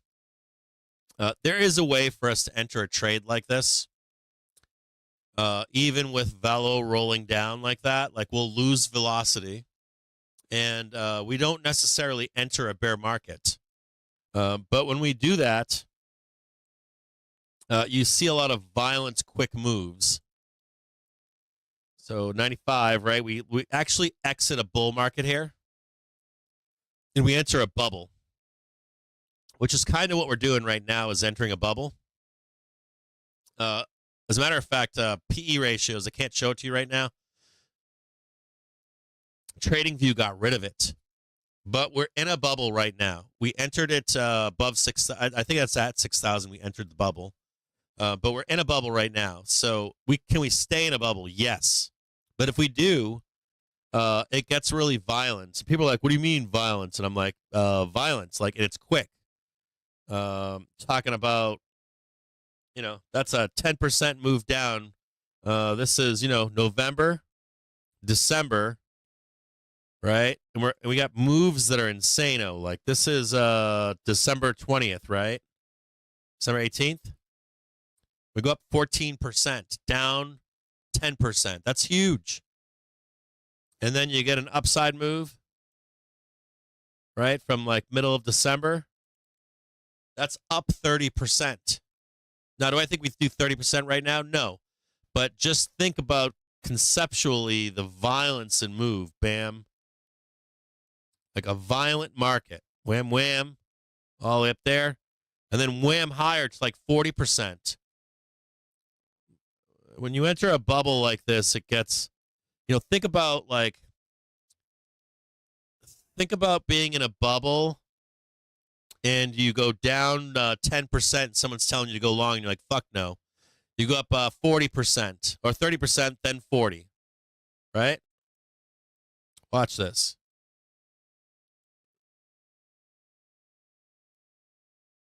That's a monster fucking move right there. And then you're talking about going down like this. Oof. In 1 month, 2 months. And then wham, fuck you very much. Wham. I think this one was 40%. And you just hold on. And then they roll you down 20, 30%. Oof. That's a crash to the monthly trigger. And then look, how many of you out there would say,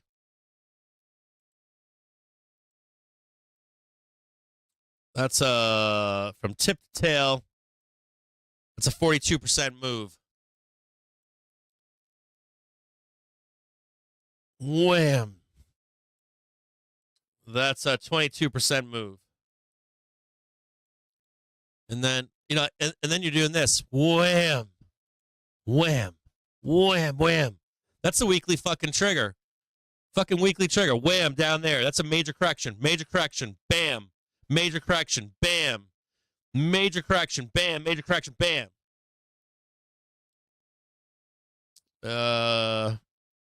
You ask anyone that was trading back then? Binky was trading back then. Most adults today that are under 50 have not traded that. That bubble. You trade that fucking thing. They tell you that we've memeified the market. Get the fuck out of here. We should have rolled right in here. And we didn't.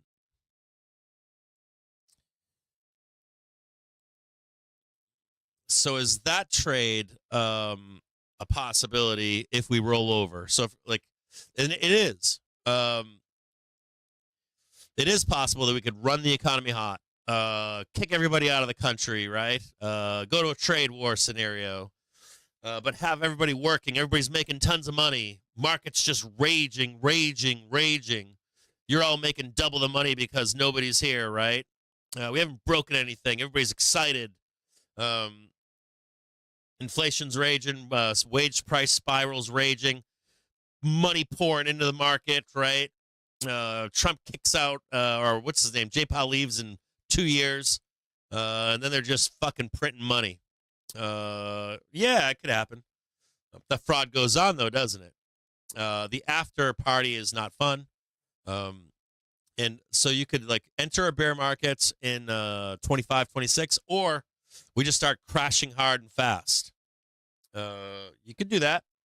That would reset those. Accumulation, distribution, higher frames for us to go into this monster blow off top.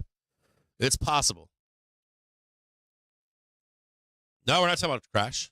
I'm not talking about crash. We ain't crashing. I just did Misfit for you. Oh, good job on Live Nation. I was hot on them. I was bullish on them today.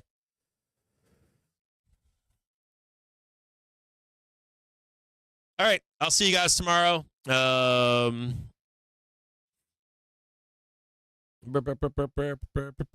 Microsoft is the antithesis of Trump trade.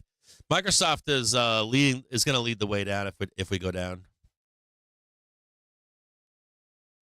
Oh yeah, brother. It's predictive. It predicts every crash. Every single time going back. If you look at an SPX going back to 1879, predicts every single one of them, including COVID. So it's accumulation distribution. So we need to pay attention to the springtime.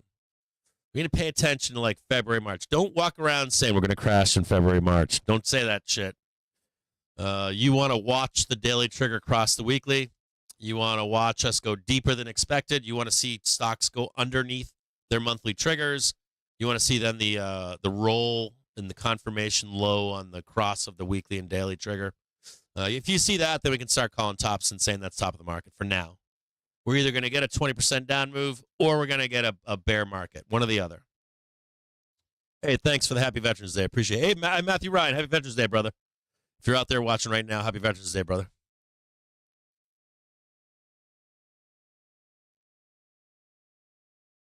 All right, I'll see you guys tomorrow, 9:30. I am standoffish through the next day or so tomorrow and looking to get long